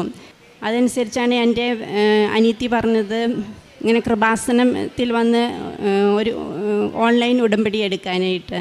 അതനുസരിച്ച് ഞാൻ ഓൺലൈൻ ലൈറ്റ് ക്യാൻഡിൽ റിക്വസ്റ്റ് ഇട്ട് പ്രാർത്ഥിച്ചു. അങ്ങനെ പ്രാർത്ഥിച്ചതിൻ്റെ ഫലമായിട്ട് എൻ്റെ ഫോണിലേക്ക് കൃപാസനത്തിലെ സാക്ഷ്യങ്ങളും ഉടമ്പടി ധ്യാനങ്ങളും ഒക്കെ വന്നു. ഞാൻ പ്രാർത്ഥിച്ചു കൊണ്ടിരുന്നു. അപ്പോൾ ഞാൻ അമ്മയോട് ചോദിച്ചു, എൻ്റെ കയ്യിൽ അമ്മയുടെ വിശിഷ്ട വസ്തുക്കളൊന്നുമില്ലല്ലോ എന്ന്. അതനുസരിച്ച് നെക്സ്റ്റ് ഇതിൽ എൻ്റെ മക്കൾക്ക് അടുത്ത വെക്കേഷൻ വന്നു. ഞാൻ മക്കളെ തനിയെ നാട്ടിലേക്ക് വിട്ടു. ഞാൻ എൻ്റെ അനിയത്തിനോട് പറഞ്ഞു മക്കളെയും കൂട്ടി കൃപാസനത്തിൽ പോകുവാൻ. അതനുസരിച്ച് അവൾ കൃപാസനത്തിൽ വന്ന് ഇവിടുത്തെ വിശിഷ്ട വസ്തുക്കളായ ഉപ്പും തേനും എല്ലാം എനിക്ക് കൊടുത്തു വിട്ടു. അങ്ങനെ ഇവരെ സിംഗപ്പൂർക്ക് തിരിച്ചു വന്നു. ഞാൻ അതെല്ലാം എൻ്റെ മകനെ യൂസ് ചെയ്യുവാൻ തുടങ്ങി. അങ്ങനെ ഞാൻ എല്ലാം പ്രാർത്ഥിച്ചു കൊണ്ടിരുന്നു. ആഴ്ചയിൽ ഓരോ ഉപവാസം എടുത്തുകൊണ്ടിരുന്നു. അച്ഛൻ്റെ ഉടമ്പടി ധ്യാനങ്ങളുമൊക്കെ കേട്ടുകൊണ്ടിരുന്നു. അങ്ങനെ 2023 സെപ്റ്റംബറിൽ ഞങ്ങൾ നാട്ടിലേക്ക് വന്നു.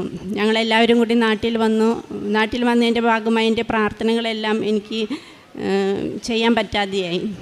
ഞാൻ ഇവിടെ കൃപാസനത്തിൽ വന്നു. ഇവിടെ പ്രാർത്ഥിച്ചിട്ട് തീർത്ഥാടന ഉടമ്പടി എടുക്കാതെ ഞാൻ പോയി. അങ്ങനെ സിംഗപ്പൂർക്ക് ഞാൻ തിരിച്ചു പോയി. അവിടെ ചെന്നിട്ടും എനിക്ക് പ്രാർത്ഥിക്കാൻ സാധിച്ചില്ല. അപ്പോൾ ഇതിൻ്റെ ഇടയിൽ എൻ്റെ മകനെ ആദ്യം നോക്കിക്കൊണ്ടിരുന്ന ഡോക്ടർ സ്ഥലം മാറിപ്പോയി. അപ്പോൾ വേറൊരു ഡോക്ടറെയാണ് ഞങ്ങൾ കണ്ടുകൊണ്ടിരുന്നത്. ആ ഡോക്ടറുടെ നിർദ്ദേശമനുസരിച്ച് ഞങ്ങൾ മോന് ബ്ലഡ് ടെസ്റ്റുകളെല്ലാം ചെയ്തു. അപ്പോൾ അതനുസരിച്ച് മോന് ലിവറിന് പ്രോബ്ലമാണെന്ന് മനസ്സിലായി. അപ്പോൾ അത് എന്തുകൊണ്ടാണ് അതങ്ങനെ വന്നത് എന്ന് എനിക്ക് അറിയണമായിരുന്നു. അതനുസരിച്ച് ഞാൻ മകന് കൊടുത്തുകൊണ്ടിരുന്ന മെഡിസിൻസുകളെ പറ്റിയൊക്കെ ഞാൻ ഗൂഗിളിൽ സെർച്ച് ചെയ്തുകൊണ്ടിരുന്നു.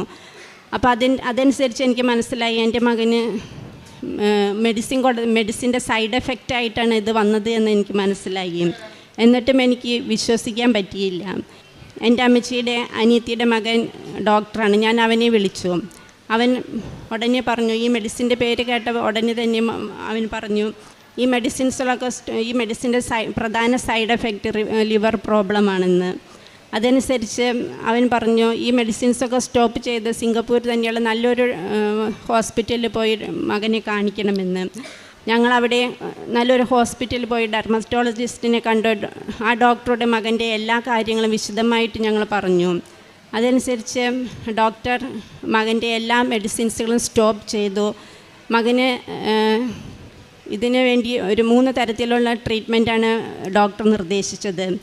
അപ്പോൾ ഈ ട്രീറ്റ്മെൻറ്റ് സ്റ്റാർട്ട് ചെയ്യുന്നതിന് മുമ്പായിട്ട് മകൻ്റെ ബ്ലഡ് ടെസ്റ്റുകളും എല്ലാം എടുക്കണമായിരുന്നു. അങ്ങനെ ഒരു 3 മാസക്കാലം, അതായത് നവംബർ 15-ാം തീയതിയാണ് ഞങ്ങൾ ഡോക്ടറെ കാണുന്നത്. അപ്പോൾ ഈ മെഡിസിൻസുകളൊക്കെ സ്റ്റോപ്പ് ചെയ്തതോടുകൂടി എൻ്റെ മകന് ഈ രോഗം കൂടുവാൻ തുടങ്ങി. കൈയും കാലും ദേഹമെല്ലാം ചൊറിഞ്ഞ് പൊട്ടലൊക്കെ കൂടുവാൻ തുടങ്ങി. അങ്ങനെ എനിക്ക് ഭയങ്കര വിഷമമായി. ഞാൻ എൻ്റെ അമ്മ മാതാവിനോട് ചോദിച്ചു, അമ്മ മാതാവ് എനിക്ക് ഉത്തരം തരുന്നു, എൻ്റെ വിശിഷ്ട വസ്തുക്കൾ ഇവിടെയുണ്ടല്ലോ, നീ എന്തുകൊണ്ടാണ് അത് ഉപയോഗിക്കാത്തത്? ശരിയാണ്, ഞാൻ ഒന്നും ഉപയോഗിച്ചിരുന്നില്ല. അങ്ങനെ ഞാൻ ഡിസംബർ 27-ന് ആദ്യമായി ഓൺലൈൻ ഉടമ്പടി ഞാൻ എടുക്കുകയാണ്. അങ്ങനെ ഓൺലൈൻ ഉടമ്പടി എടുത്ത് ഞാൻ പ്രാർത്ഥനകളെല്ലാം ചെയ്തു പോന്നു. മകന് ഉപ്പും തേനും തൈലം എല്ലാം യൂസ് ചെയ്യാൻ തുടങ്ങി. അതനുസരിച്ച് ഞാൻ സാക്ഷ്യങ്ങളും അച്ഛൻ്റെ ഉടമ്പടി ധ്യാനങ്ങളും എല്ലാം ഞാൻ കേട്ടുകൊണ്ടിരുന്നു. സാക്ഷ്യങ്ങളിലൂടെയാണ് എനിക്ക് ഓരോ കാര്യങ്ങളും എനിക്ക് മനസ്സിലാക്കി കിട്ടിയത്. അങ്ങനെ സാക്ഷ്യങ്ങളിലൂടെ അപ്പോൾ ഞാൻ കൂടുതലായിട്ടും കേട്ടുകൊണ്ടിരുന്ന തൈലം ഉപയോഗിച്ച് രോഗസൗഖ്യം കിട്ടുന്ന കാര്യമാണ് എനിക്ക് കാണുവാൻ സാധിച്ചത്. അപ്പോൾ ഞാൻ എൻ്റെ അമ്മ മാതാവിനോട് ചോദിച്ചു, എൻ്റെ കയ്യിൽ ഒരു ചെറിയ കുപ്പിയിൽ ആകെ കുറച്ച് തൈലം മാത്രമേ ഉള്ളൂ, ഇത് മൊത്തം എൻ്റെ മകൻ്റെ ദേഹത്ത് തേച്ചാൽ ഒരു ദിവസം കൊണ്ട് അത് തീർന്നു പോകുമല്ലോ എന്ന്. അപ്പോൾ തന്നെ എൻ്റെ അമ്മ മാതാവ് എനിക്ക് ഉത്തരം നൽകി, നിൻ്റെ വീട്ടിൽ ഹോളി വാട്ടർ ഇരിക്കുന്നില്ലേ? ശരിയാണ്, എൻ്റെ വീട്ടിൽ ഹോളി വാട്ടർ ഇരിക്കുന്നുണ്ട്. ഞങ്ങൾക്ക് അവിടെ ചർച്ചിൽ നിന്ന് ഹോളി വാട്ടർ ലഭിക്കും, അതെൻ്റെ വീട്ടിലിരിക്കുന്നുണ്ട്. അതിൽ എൻ്റെ 2 തുള്ളി ഉപ്പ് ഇടുക, അത് മകൻ്റെ ദേഹത്ത് പുരട്ടുക. അതനുസരിച്ച് ഞാൻ ചെയ്തു. അന്ന് തുടങ്ങി എൻ്റെ മകന് പൂർണ്ണ രോഗസൗഖ്യമാണ് എൻ്റെ അമ്മ മാതാവ് എനിക്ക് തന്നത്. അതനുസരിച്ച് ഞാനിതെല്ലാം കണ്ടിന്യൂസ് ആയിട്ട് ഉപയോഗിക്കാൻ തുടങ്ങി.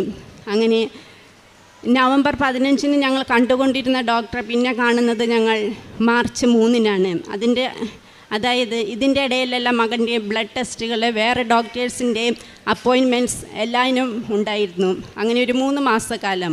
ആ 3 മാസക്കാലം എൻ്റെ അമ്മ മാതാവും ഈശോയ്ക്കും അത് എനിക്ക് തന്നതാണ്. അപ്പോൾ അങ്ങനെ മാർച്ച് 3 ഡെർമറ്റോളജിസ്റ്റിനെ ഞങ്ങൾ പോയി കണ്ടു. ഡോക്ടറിനെ ആകെ സർപ്രൈസ്ഡായി മകൻ്റെ ദേഹം കണ്ടിട്ട്. അതായത് മകൻ്റെ അസുഖമെല്ലാം മാറിയിരിക്കുന്നു, ഒരു പോറലുമില്ലാതെ എല്ലാം മാറ്റി തന്നിരിക്കുന്നു അമ്മ മാതാവ്. ഡോക്ടർ പറഞ്ഞു മകൻ്റെ ഡ്രൈ സ്കിൻ മാറി അത് നോർമൽ സ്കിന്നിലേക്ക് ആയിരിക്കുകയാണെന്ന്. എൻ്റെ അമ്മ മാതാവിനോട് ഞാൻ ഇത് തന്നെയാണ് ഞാൻ ചോദിച്ചത്. എൻ്റെ അമ്മ മാതാവ് 20ാമത്തെ വയസ്സിൽ അമ്മ മാതാവിൻ്റെ മകൻ്റെ സ്കിൻ എങ്ങനെയായിരുന്നോ അതുപോലെ എൻ്റെ മകൻ്റെ സ്കിൻ ആക്കി തരണമേ എന്ന്. അതുപോലെ എൻ്റെ അമ്മ എൻ്റെ മകന് നോർമൽ സ്കിന്നാക്കി മാറ്റി തന്നു. ഞാൻ എപ്പോഴും മകൻ്റെ തലയിൽ കൈവച്ച് ഞാൻ പ്രാർത്ഥിക്കുമായിരുന്നു. വിശ്വാസ പ്രമാണം ചൊല്ലി ഞാൻ പ്രാർത്ഥിക്കും. മകന് എല്ലാ വിശിഷ്ട വസ്തുക്കളും ഞാൻ നാവിൽ വെച്ച് കൊടുക്കും. ഞാൻ പറയുന്നു, മരുന്നോ ലേപന ഔഷധമോ അല്ല, എല്ലാവരെയും സൗഖ്യപ്പെടുത്തുന്ന അങ്ങയുടെ വചനമാണ് അവരെ സൗഖ്യപ്പെടുത്തിയത്. എൻ്റെ മകനെ സൗഖ്യപ്പെടുത്തണമേ എന്ന്. മനുഷ്യർക്ക് അസാധ്യമായത് ദൈവത്തിന് സാധ്യമാണ്. ഈ വചനങ്ങൾ ഞാൻ ഉരുവിട്ട് പ്രാർത്ഥിച്ചു കൊണ്ടിരുന്നു. അങ്ങനെ എൻ്റെ മകന് പൂർണ്ണ രോഗസൗഖ്യം കിട്ടി. പിന്നെ എൻ്റെ 2ാമത്തെ ഉടമ്പടി വഴിയാണ് ഞാൻ കൂടുതലായിട്ട് ആത്മീയമായിട്ട് ഞാൻ വളരാൻ എനിക്ക് പറ്റിയത്. അതായത് ചെറുപ്പത്തിലെല്ലാം ആഴ്ചയിൽ ഒരു ദിവസം കുമ്പസാരിച്ചുകൊണ്ടിരുന്ന ഞാൻ പിന്നീട് അത് മാസത്തിലൊരിക്കലായി. കല്യാണത്തിന് ശേഷം അത് വർഷത്തിൽ 2 പ്രാവശ്യമായിട്ട് അത് കുറഞ്ഞു. അതിനുശേഷം ഞങ്ങൾ സിംഗപ്പൂർക്ക് പോയി. പിന്നെ എൻ്റെ കുമ്പസാരം തീരെ കുറഞ്ഞു പോയി. 2 വർഷത്തിലൊരിക്കലായിരുന്നു ഞാൻ കുമ്പസാരിച്ചു കൊണ്ടിരുന്നത്. അതായത് 2 വർഷം കൂടുമ്പോഴാണ് ഞങ്ങൾ നാട്ടിലേക്ക് വന്നുകൊണ്ടിരുന്നത്. എനിക്ക് ഇംഗ്ലീഷ് കുമ്പസാരിക്കാൻ അറിയത്തില്ലായിരുന്നു. അങ്ങനെ എൻ്റെ 2ാമത്തെ ഉടമ്പടിയിൽ എൻ്റെ അമ്മ മാതാവ് എന്നെ മനസ്സിലിങ്ങനെ പറഞ്ഞുകൊണ്ടേയിരുന്നു, കുമ്പസാരിക്കണം. പക്ഷേ എനിക്ക് ഇംഗ്ലീഷ് കുമ്പസാരിക്കാൻ അറിയില്ല. ഞാൻ എൻ്റെ മകനോട് പറഞ്ഞു. എൻ്റെ മകൻ തന്നെയാണ് എന്നെ ഇംഗ്ലീഷിൽ കുമ്പസാരിക്കാൻ പഠിപ്പിച്ചത്. അങ്ങനെ ഇപ്പോൾ എല്ലാ മാസവും ഞാൻ ഇംഗ്ലീഷ് കുമ്പസാരിക്കും. എല്ലാ ദിവസവും ഞാൻ കുർബാനയിൽ പങ്കുകൊള്ളും. പിന്നെ എനിക്ക് പ്രേക്ഷിത പ്രവർത്തനങ്ങളായിട്ട് ഒന്നും തന്നെ ചെയ്യാൻ സാധിച്ചിരുന്നില്ല. അതായത് ഞങ്ങൾ സിംഗപ്പൂരാണ്, അതുകൊണ്ട് എനിക്ക് പത്രങ്ങളൊന്നും കിട്ടിയിരുന്നില്ല, ഒന്നും തന്നെ ചെയ്യാൻ. എന്നാലും ഞാൻ എനിക്ക് അറിയാവുന്നവരോട് ഞാൻ അമ്മ മാതാവിനെ പറ്റി, കൃപാസന മാതാവിനെ പറ്റി പറഞ്ഞുകൊണ്ടിരുന്നു. എൻ്റെ ഈ സാക്ഷ്യം ഞാൻ മുമ്പ് തന്നെ എൻ്റെ ഫ്രണ്ട്സിനോടും എൻ്റെ റിലേറ്റീവ്സിനോടൊക്കെ പറഞ്ഞിട്ടുണ്ട്. ദൈവതാവിനും പരിശുദ്ധമയ്ക്കും മാതാവിന് ഈശോയ്ക്ക് സ്തുതി. എൻ്റെ പേര് ജസ്റ്റിൻ ഫ്രാൻസിസ്, ചേരാനല്ലൂർ ഇടവക, എറണാകുളം ജില്ലയാണ്. ഞാൻ ഫെബ്രുവരി 2023 ഫെബ്രുവരി 26 ഉടമ്പടി എടുത്തത്. പല കാരണങ്ങൾ കൊണ്ട് എല്ലാം പ്രതീക്ഷകൾ വിട്ടുപോകുമ്പോൾ വന്ന് അതുപോലത്തെ സ്ഥിതിയിലായിരുന്നു ഞാൻ വന്ന് ഉടമ്പടി എടുത്തത്. പ്രത്യേകിച്ച് എൻ്റെ മദ്യപാനം, അതാണ് എടുത്ത് ഏറ്റവും പറയേണ്ടത്. എൻ്റെ മദ്യപാനം എന്ന് ചോദിച്ചാൽ ഞാൻ ചെറുപ്രായം എന്ന് വെച്ചാൽ ഒരു 20-22 വയസ്സ് തൊട്ട് നല്ല മദ്യപാനിയായിരുന്നു. എല്ലാത്തിനും കൂട്ടുകൂടാനും എല്ലാ കൂട്ടുകാരുമാരും ഇഷ്ടം പോലെ ഉണ്ടായിരുന്നു. മദ്യം കഴിക്കുമ്പോൾ എനിക്കില്ലാതെ എനിക്ക് ആദ്യം പന്തൽ സ്റ്റേജ് ഡെക്കറേഷൻ്റെ പരിപാടികളായിരുന്നു. അപ്പോൾ അത് വരുമ്പോൾ ഇഷ്ടംപോലെ കൂട്ടുകാരും എല്ലാവരും വരും, പൈസകൾ കിട്ടും, മദ്യപാനം ന്യായമായ രീതിയിൽ നല്ല രീതിയിൽ മദ്യപിക്കലും കൂട്ടുകൂടലായിരുന്നു. അപ്പോൾ എന്ത് പരിപാടികളുണ്ടോ ഞങ്ങളുടെ നാട്ടിൽ വരുമ്പോൾ ജസ്റ്റിനുണ്ടോ മദ്യപാനമുണ്ട്. അങ്ങനെ ഒരു രീതിയിലായിരുന്നു എൻ്റെ നടത്തികളും കാര്യങ്ങളും. അത് കഴിഞ്ഞ് നിർത്താനായിട്ട് എൻ്റെ വീട്ടുകാർ, എൻ്റെ അപ്പച്ചൻ, എൻ്റെ പേപ്പന്മാർ, മേമമാർ, ആൻറ്റിമാർ എല്ലാവരും പല ധ്യാന കേന്ദ്രങ്ങളൊക്കെ ഉണ്ടാക്കിയിട്ടുണ്ട്. അവിടെ പോയി ചെന്നാൽ 1 മാസം 2 മാസം ഞാൻ നിർത്തും. ഒരു ധ്യാന കേന്ദ്രത്തിൽ ചെന്ന് കഴിഞ്ഞപ്പോൾ എന്നോട് അവിടെ അച്ഛന്മാരിങ്ങനെ ധ്യാനം നടക്കാണ് എന്നോട് ചോദിച്ചു, മദ്യം കഴിക്കണവരൊക്കെ എണീറ്റിക്കാൻ പറഞ്ഞു. അന്ന് കല്യാണം കഴിച്ചിട്ടില്ല ഞാൻ എണീറ്റ് നിന്നു. വേറെ ആരുമില്ല, എല്ലാവരും എന്നെ തന്നെ നോക്കണേ. ഞാൻ അപ്പോഴും അവിടെ ഇരുന്നു. പിന്നെ വീണ്ടും അച്ഛൻ ചോദിച്ചു, മദ്യം കഴിക്കണ യുവാക്കളും എല്ലാവരും എണീറ്റിക്കാൻ പറഞ്ഞപ്പോൾ ഞാൻ തന്നെ എണീറ്റുന്നു. അപ്പോൾ അച്ഛൻ പറഞ്ഞു, നീ ഇരുന്നോ, നീ എണീക്കേണ്ടെന്ന് പറഞ്ഞു. അതിന് വീണ്ടും അച്ഛൻ അവിടെ ചോദിക്കുകയാണ്, ഒരു 100 രൂപയ്ക്ക് 200 രൂപയ്ക്ക് മദ്യം കഴിക്കണവരെ എണീറ്റിക്കാൻ പറയാണ്. ഞാൻ എണീറ്റുന്നില്ല അപ്പോഴും. അപ്പോൾ എല്ലാവരും എൻ്റെ മുതലേക്ക് നോക്കണേ, ഞാനെന്താ ഇരിക്കാതെ എന്ന്. 300 ചോദിച്ചു, 400, അച്ഛൻ 500 മുകളിൽ കഴിക്കണം മദ്യം എണീറ്റിക്കാൻ പറഞ്ഞു. അപ്പോൾ ഞാൻ എണീറ്റ് നിന്നു. അപ്പോൾ എല്ലാവരും അപ്പോഴും എൻ്റെ മുതലേക്കാണ് അങ്ങനെ തികഞ്ഞൊരു മദ്യം. അപ്പോൾ അതൊക്കെ ധ്യാനമൊക്കെ കഴിഞ്ഞ് വന്ന് 1 മാസത്തിൽ കൂടുതൽ വീണ്ടും ഞാൻ പഴയ രീതിയിൽ തന്നെയായി. ഇത് കഴിഞ്ഞ് പല രീതിയിലുള്ള പല ബുദ്ധിമുട്ടുകൾ വന്നു. കാരണം സാമ്പത്തികമായ ബുദ്ധിമുട്ടുകൾ എനിക്ക് പ്രത്യേകിച്ച് പറയുകയാണെങ്കിൽ ഞാൻ ഒരു ജോലിയുണ്ട്, ഗവൺമെൻറ് ചെറിയൊരു ജോലി ഉണ്ടായിരുന്നു. അത് സ്ഥിരമായി HR ആയിട്ടായിരുന്നു. അത് കഴിഞ്ഞ് വീണ്ടും എൻ്റെ കല്യാണമൊക്കെ കഴിഞ്ഞ് കഴിഞ്ഞപ്പോൾ 2013 അത് SLR ആയിട്ട് എനിക്ക് സ്ഥിരമായിട്ട് ജോലിയായി കിട്ടി. അപ്പോൾ ഞാനിങ്ങനെ നടക്കുന്ന സമയത്ത് എനിക്ക് ഡെക്കറേഷൻ്റെ പരിപാടിയുണ്ട്, ഇതൊക്കെയുണ്ട്. അപ്പോൾ ഞാൻ പെരുമ്പാവൂർ ടൗണിൽ എല്ലാ ബാറിലും എന്നെ അറിയും. എൻ്റെ രീതിയിൽ എന്ന് വെച്ചിട്ടുണ്ടെങ്കിൽ എനിക്ക് അവിടെ ചെന്നാൽ സപ്ലൈമാർക്ക് അറിയാം, എൻ്റെ കൂട്ടുകാരന്മാർക്ക് അറിയാം. എൻ്റെ കൂട്ടുകാരന്മാർ ഞങ്ങൾ ഗ്യാങ് ചെല്ലണേ, ചെല്ലുമ്പോൾ തന്നെ എൻ്റെ വീതം അവിടെ എടുത്ത് വയ്ക്കും നല്ല രീതിയിൽ തന്നെ. അത് ഞങ്ങൾ ചെല്ലുന്നതെന്ന് വെച്ചിട്ടുണ്ടെങ്കിൽ ഗ്യാങ് കുറേ ഉണ്ട്. അപ്പോഴും എൻ്റെ വീതം അവിടെ ഉണ്ടാവും, എൻ്റെ കോട്ട അവിടെ എടുത്ത് വയ്ക്കും. ഞാനത് കഴിച്ച് ഇങ്ങോട്ട് പോരും. അതുപോലെ തന്നെ 3 ബാറിൽ സ്ഥിരം പറ്റായിരുന്നു എനിക്ക്. അപ്പോൾ എല്ലാവരും ചോദിക്കും, എൻ്റെ വീട്ടുകാർക്ക് പോലും അറിയില്ല അതൊന്നും. ഞാൻ ഈ മദ്യം കഴിക്കാൻ ചെല്ലുന്നു. അവിടെ ചിലപ്പോൾ എൻ്റെ കൂട്ടുകാരന്മാർ, സ്വന്തക്കാർ ദിവസം എൻ്റെ ചേട്ടന്മാർ വന്നപ്പോൾ ഞാൻ പെരുമ്പാവൂർ ബാറിൽ ചെന്ന് ഞാൻ കൗണ്ടറിൽ നിന്നപ്പോൾ എനിക്കുള്ള മദ്യം കൊണ്ടുവന്ന് വെച്ച് കഴിഞ്ഞപ്പോൾ എൻ്റെ ചേട്ടന്മാരൊക്കെ എൻ്റെ മുഖത്തേക്ക് നോക്കുകയാണ്, ഇതെന്താണെന്ന് ചോദിക്കുകയാണ്. അത് ഞങ്ങൾ മിണ്ടാണ്ട് ഇറങ്ങി പോരാണ്. അപ്പോൾ പൈസ കൊടുക്കണില്ലെന്ന് ചോദിച്ചു. അത് കുഴപ്പമില്ല, അത് ഞാൻ കൊടുത്തോളാം, നിങ്ങൾ ഇറങ്ങി പോരെന്ന് പറഞ്ഞു. അത് കഴിഞ്ഞ് വീട്ടിൽ വന്ന് എല്ലാവരും പറയുകയാണ് ഇങ്ങനെ സംഭവങ്ങളൊക്കെ പറയുകയാണ്, വെല്ലുമിച്ചമാരുടെ മക്കളും എല്ലാവരും. ഓക്കെ, അത് കഴിഞ്ഞ് ഞാനത് കഴിഞ്ഞ് എല്ലാ രീതിയിലും കഴിഞ്ഞ് പിന്നെ കുറേ കേസുകളൊക്കെ ആയി, ഓരോ കാര്യങ്ങളായിട്ട് നടക്കണു. അത് കഴിഞ്ഞ് എനിക്ക് ഇവിടെ വന്ന് എൻ്റെ എല്ലാ രീതിയിലുള്ള പിന്നെ സാമ്പത്തികമായ കടബാധകളും കുറേ ബുദ്ധിമുട്ടുകളൊക്കെ വന്നു തുടങ്ങുകയാണ്. അപ്പോൾ ഈ 2023 വന്ന് ഫെബ്രുവരി മാസം ഞാൻ വിളി കൂട്ടിയിട്ട് പറഞ്ഞു, നമുക്കൊന്ന് കൃപാസനത്തിൽ പോകണം, നീ ഉടമ്പടി എടുത്തോന്ന് ഞാൻ ആദ്യം പറഞ്ഞോളൂ. പക്ഷെ ഞാൻ ഇവിടെ വന്ന് കയറി കഴിഞ്ഞപ്പോൾ നേരെ വന്നത് ഇവിടെ എനിക്കൊന്നും അറിയില്ല. വന്ന് നേരെ ഞാനിവിടെ കണ്ടത് ഫ്രാൻസിസ് സേവ്യാറിൻ്റെ രൂപമാണ്. ഞങ്ങളുടെ ഇടവത്തി മധ്യസ്ഥനാണ് ഫ്രാൻസിസ് സേവ്യാർ. അപ്പം ഞാൻ പറഞ്ഞു, ശൗര്യാരുണ്യാളാ, ഞാൻ വന്ന് നല്ല സ്ഥലത്ത് തന്നെയാണ്, എന്നെ കൈവിടില്ല, എനിക്ക് എൻ്റെ മദ്യപാനം നിർത്തണം. ഞാൻ വന്ന് ഉടമ്പടി എടുത്തു. ആ മുകളിൽ കയറി കഴിഞ്ഞപ്പോൾ തന്നെ എൻ്റെ പേരിലാക്കി ഉടമ്പടി. അന്ന് തൊട്ട് ഓരോ കാര്യങ്ങളെ മാർച്ച് 1-ാം തീയതി ഞാൻ ഉടമ്പടി നോക്കണം സംസാരിച്ച് ഇത് സ്വീകരിച്ച് 1-ാം തീയതി തൊട്ട് ഞങ്ങൾ കുടുംബം ഉടമ്പടി നോക്കി. അവിടെ നിന്ന് തൊട്ട് എനിക്ക് വലിയ കുഴപ്പമില്ലാതെ ഞാൻ മുമ്പോട്ട് പോവാണ്. എൻ്റെ ഒരുവിധം എല്ലാ സാമ്പത്തികമായി പല ബുദ്ധിമുട്ടുണ്ട്. അതൊക്കെ ഓരോന്നായിട്ട് മാതാവും ഈശോയും കൂടി നടത്തി തരുമ്പോൾ എൻ്റെ മനസ്സിന് ഒന്നും കൂടി ഇതായി. അത് കഴിഞ്ഞ് കഴിഞ്ഞപ്പോൾ ഞങ്ങളുടെ വീട്ടിൽ ഞങ്ങളുടെ ഇളയ പെങ്ങളുടെ കല്യാണം വരാണ്. ഇളയ പെങ്ങൾ പേപ്പറിൻ്റെ മുകളിലാണ്. പേപ്പറിൻ്റെ മുകളിലെ കല്യാണം ഞങ്ങളുടെ കുടുംബത്തിൽ എന്ന് വെച്ചിട്ടുണ്ടെങ്കിൽ കല്യാണത്തിന് കാറ്ററിംഗുകാരെ ഏൽപ്പിക്കലില്ല. ഞങ്ങൾ തന്നെയാണ് പോത്ത് വെട്ടി ആഘോഷമായിട്ടുള്ള സദ്യ എടുത്തൽ. അത് 3 ദിവസത്തെ പരിപാടിയായിരിക്കും. അത് നടത്തുമ്പോൾ ഏറ്റവും ഫ്രണ്ടിൽ ഞാൻ തന്നെയായിരിക്കും. മദ്യം എൻ്റെ അടുത്താണുള്ളൂ. എല്ലാ കൂട്ടുകാരും വീട്ടുകാരും വന്നാലും മദ്യം ജസ്റ്റിൻ്റെ അടുത്തുണ്ട്. അതാണ് അന്ന് ഇതും. ഈ ലാസ്റ്റിലത്തെ കല്യാണമായപ്പോൾ ഞാൻ ഈ കൃപാസനത്തിൽ വന്ന് ഉടമ്പടി എടുത്ത് പോകുന്ന സമയമായതുകൊണ്ട് ഞാൻ എല്ലാവരോടും പറഞ്ഞു, എൻ്റെ വീട്ടിലേക്ക് ആരും വരണ്ട, മദ്യമില്ല, ഒന്നുമില്ല, ഒരു പരിപാടികളുമില്ല. അത് പറഞ്ഞ് അതുമാതിരി തന്നെ ഞങ്ങൾക്ക് ഈ മോനുണ്ടായി കഴിഞ്ഞപ്പോൾ എനിക്ക് വൈകിയാണ് ഞങ്ങൾക്ക് ഉണ്ടായത്. ആ മോനുണ്ടായി കഴിഞ്ഞപ്പോൾ ബർത്ത്ഡേ നടത്തി. ഞാൻ ബർത്ത്ഡേ ആഘോഷമായിട്ട് ബർത്ത്ഡേ എടുത്തി. ഞാൻ 350-400 ആളുടെ പരിപാടി എടുത്തി. എല്ലാവരോടും പറഞ്ഞു, ഒരാളും എൻ്റെ വീട്ടിലേക്ക് മദ്യം ചോദിച്ച് വരണ്ട, ഞാൻ മദ്യം കഴിക്കണില്ല. അങ്ങനെ പറഞ്ഞ് ഭംഗിയായിട്ട് പരിപാടി നടത്തി. ഇപ്പോൾ 2.5 വർഷമായിട്ട് ഒരു തുള്ളി മദ്യമോ എൻ്റെ വീട്ടിലേക്ക് കയറ്റുകയോ ആരുടെ കൂടെ കൂടാനോ ഒരു പരിപാടി ഇല്ലാണ്ട് ഭംഗിയായിട്ട് സന്തോഷത്തോടെ പോവാണ്. അതാണ് എൻ്റെ 2ാമത്തെ സാക്ഷ്യം. ഇനിയുള്ളത് കേസെന്ന് വെച്ചിട്ടുണ്ടെങ്കിൽ ഞങ്ങൾ പ്രഗ്നൻസി ആയിരുന്ന സമയത്ത് കുറേ ബുദ്ധിമുട്ടുകളുണ്ടായിരുന്നു ഞങ്ങൾക്ക്. അപ്പോൾ ഞാൻ 2023 നവംബർ 18-ാം തീയതിയാണ് അവിടെ ഡേറ്റ് പറഞ്ഞിരുന്നത്. ആ പറഞ്ഞിരുന്ന ഡേറ്റിൽ എൻ്റെ സാമ്പത്തികമായിട്ടൊന്നും തീരെ ഞാൻ എല്ലാ കൂട്ടിലും കൂടി ഒന്നുമില്ല എൻ്റെ കയ്യിൽ. അപ്പോൾ എൻ്റെ ആൻറ്റിമാരും പറഞ്ഞു, ന്യായമായിട്ട് പൈസ ഒക്കെ വേണ്ട വരുമല്ലോ മോനെന്ന് പറഞ്ഞു. അത് നടക്കും, മാതാവിൻ്റെ ഒപ്പം പാലില്ല. ഞാൻ ഒക്ടോബർ 20 ഇവിടെ ജവമാല റാലിക്ക് വന്ന് ഒറ്റ പ്രാർത്ഥനയുള്ളൂ, മാതാവേ എനിക്ക് കുറച്ച് കടങ്ങളുണ്ട്, പിന്നെ അവൾ ഹോസ്പിറ്റലിലേക്ക് അഡ്മിറ്റ് ആകാൻ പൈസകളൊന്നും എൻ്റെ കയ്യിലില്ല, മാതാവ് വലിയൊരു അത്ഭുതം നടത്തണം എന്ന് പ്രാർത്ഥിച്ച് ഞാൻ ഇവിടെ തൊട്ട് ജപമാല ചൊല്ലി അവിടെ ചെല്ലുമ്പോൾ എൻ്റെ ഒറ്റ ജപമാലയിൽ ഇത് തന്നെയായിരുന്നു എൻ്റെ പ്രാർത്ഥന. എൻ്റെ അമ്മ മാതാവേ, എൻ്റെ കടങ്ങൾക്കൊന്ന് തീർത്ത് എനിക്ക് തരണം. ഞാൻ അങ്ങനെ തന്നെ ചെന്ന് ഇത് കഴിഞ്ഞ് വീട്ടിലിരുന്നപ്പോൾ ഒരു ദിവസം എനിക്കൊരു മെസ്സേജ് വന്നു മൊബൈലിൽ. അപ്പോൾ ഞാൻ SBIയിൽ നിന്ന് ഞാൻ ലോൺ എടുത്തിട്ട് 2 ലക്ഷം ലോൺ എടുത്തിട്ടുണ്ട്. അത് ശമ്പളം കിട്ടുമ്പോൾ കറക്റ്റായിട്ട് പിടിക്കും. എന്നാലും ചെന്ന് നോക്കാം. ഞാൻ ബാങ്കിൽ ചെന്ന് ചോദിച്ചു, ഇങ്ങനൊരു മെസ്സേജ് വന്നല്ലോ. അപ്പം മാഡം സൗമിനി എന്ന് പറഞ്ഞ മാഡം പറഞ്ഞു, ജസ്റ്റ് ഇതിങ്ങനെ കാര്യമാണ്, വല്ല പൈസയ്ക്ക് ആവശ്യമുണ്ടെന്ന്. ഞാൻ പറഞ്ഞു, ഇങ്ങനെ ഹോസ്പിറ്റൽ കേസൊക്കെ ഉണ്ട്, എനിക്ക് ഇത്ര രൂപ. അപ്പം നിൻ്റെ സാലറി എത്ര വെച്ചാൽ സാലറി കറക്റ്റ് കാര്യം പറഞ്ഞു. അപ്പോൾ ജസ്റ്റ് ഒരു മിനിറ്റ് എന്ന് പറഞ്ഞാൽ മാനേജർ റൂമിൽ പോയിട്ട് മാഡം വന്നിട്ട് പറഞ്ഞു, ജസ്റ്റ് നിനക്ക് 7 ലക്ഷം രൂപ ഒരു ലോൺ തരാമെന്ന് പറഞ്ഞു. ഞാൻ അപ്പോൾ തന്നെ, അപ്പോൾ എന്താ പ്രൊസീജിയർ വേണമെന്ന് വെച്ചു. വേറെ ഒന്നും വേണ്ട, നിൻ്റെ സാലറി സ്ലിപ്പ് പോയി മേടിച്ചുകൊണ്ട് വരാൻ പറഞ്ഞു. ഞാൻ അപ്പോൾ തന്നെ എന്നെ വിളിച്ചു പറഞ്ഞു, സാറേ ഇങ്ങനെ അത്യാവശ്യമുണ്ട്, അപ്പോൾ എനിക്കൊരു സാലറി സ്ലിപ്പ് ജസ്റ്റ് ഇങ്ങനെ പോരാ, ഒരു അപേക്ഷ എഴുതി വെച്ചോ. അപ്പം തന്നെ ഞാൻ അപ്പോൾ മാഡം പറഞ്ഞു, ഇന്ന് തന്നെ പോരാ, എല്ലാ കാര്യം റെഡിയാക്കാമെന്ന് പറഞ്ഞു. ഞാൻ അപ്പം തന്നെ 2 മണിയായപ്പോഴേക്കും ഓഫീസിൽ ചെന്ന് അവിടെ നിന്ന് അപേക്ഷ എഴുതി. അപ്പോൾ ഞങ്ങൾ ആലുവ സബ് ഡിവിഷനിൽ പോകണം.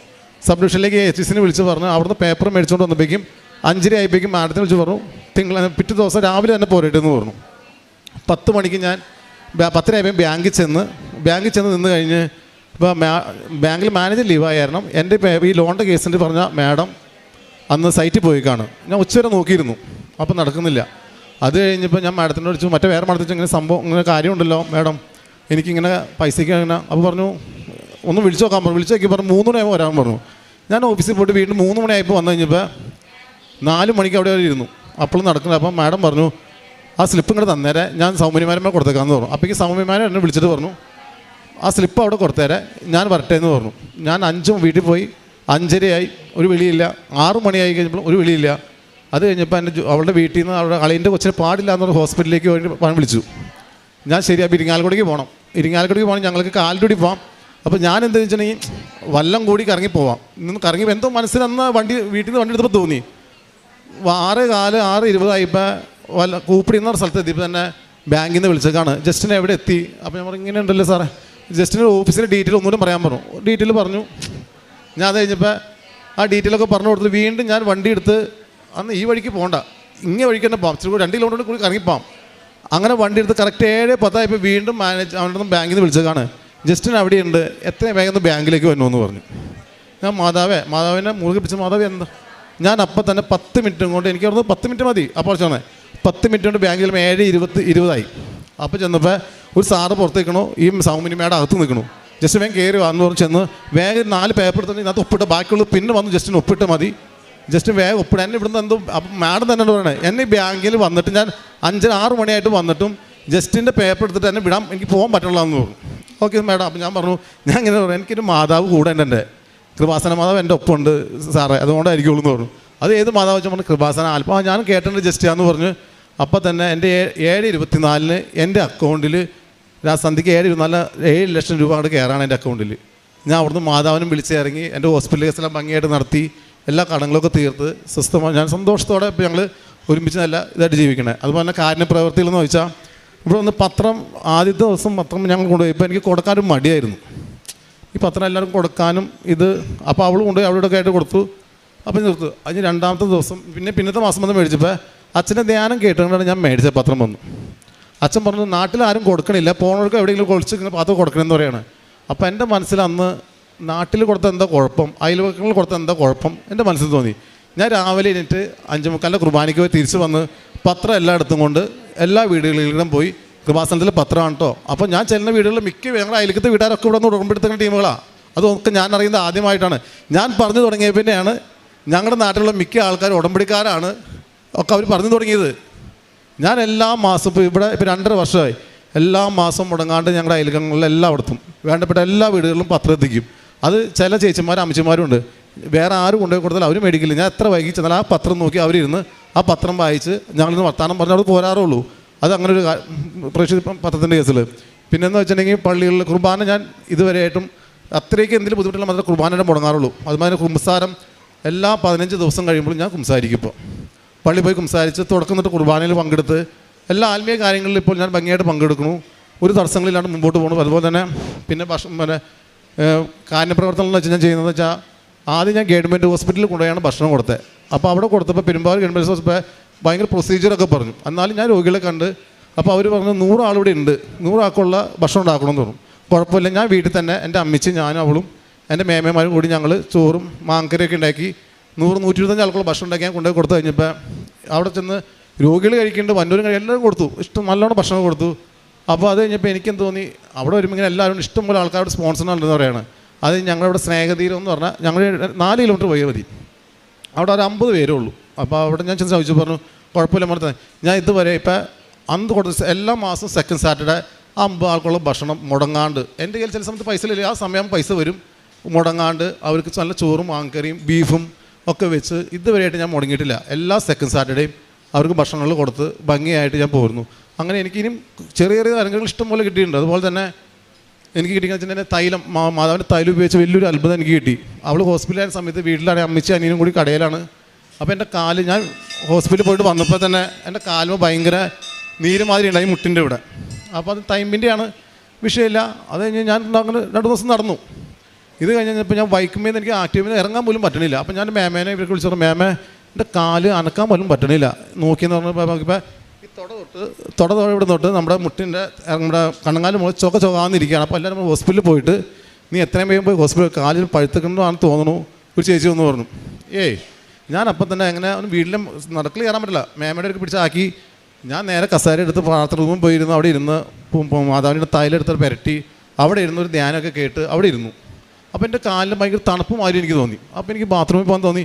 ഞാൻ ബാത്റൂമിൽ ചെന്നിരുന്ന് അവിടെ ഇരിക്കാൻ പറ്റില്ല, എന്നാലും ഇരുന്ന് കഴിഞ്ഞ കാല് പതുക്കെ നീട്ടി വെച്ചിരുന്നേ, പതുക്കെ കാലറിയാതെ തണുപ്പ് മടക്കാല ആ മുട്ടിൻ്റെ അവിടെ പതുക്കെ ചെറിയ പൊട്ടൽ മാതിരി വന്നിങ്ങനെ നമ്മുടെ മലോ ഈ ശരിക്കും ചേരാം അതുമാതിരി ചോരയൊക്കെ ആയിട്ട് ശരിക്കണം. ഞാൻ ശരിക്കും അങ്ങോട്ട് പോവാണ് എൻ്റെ കാലിൽ.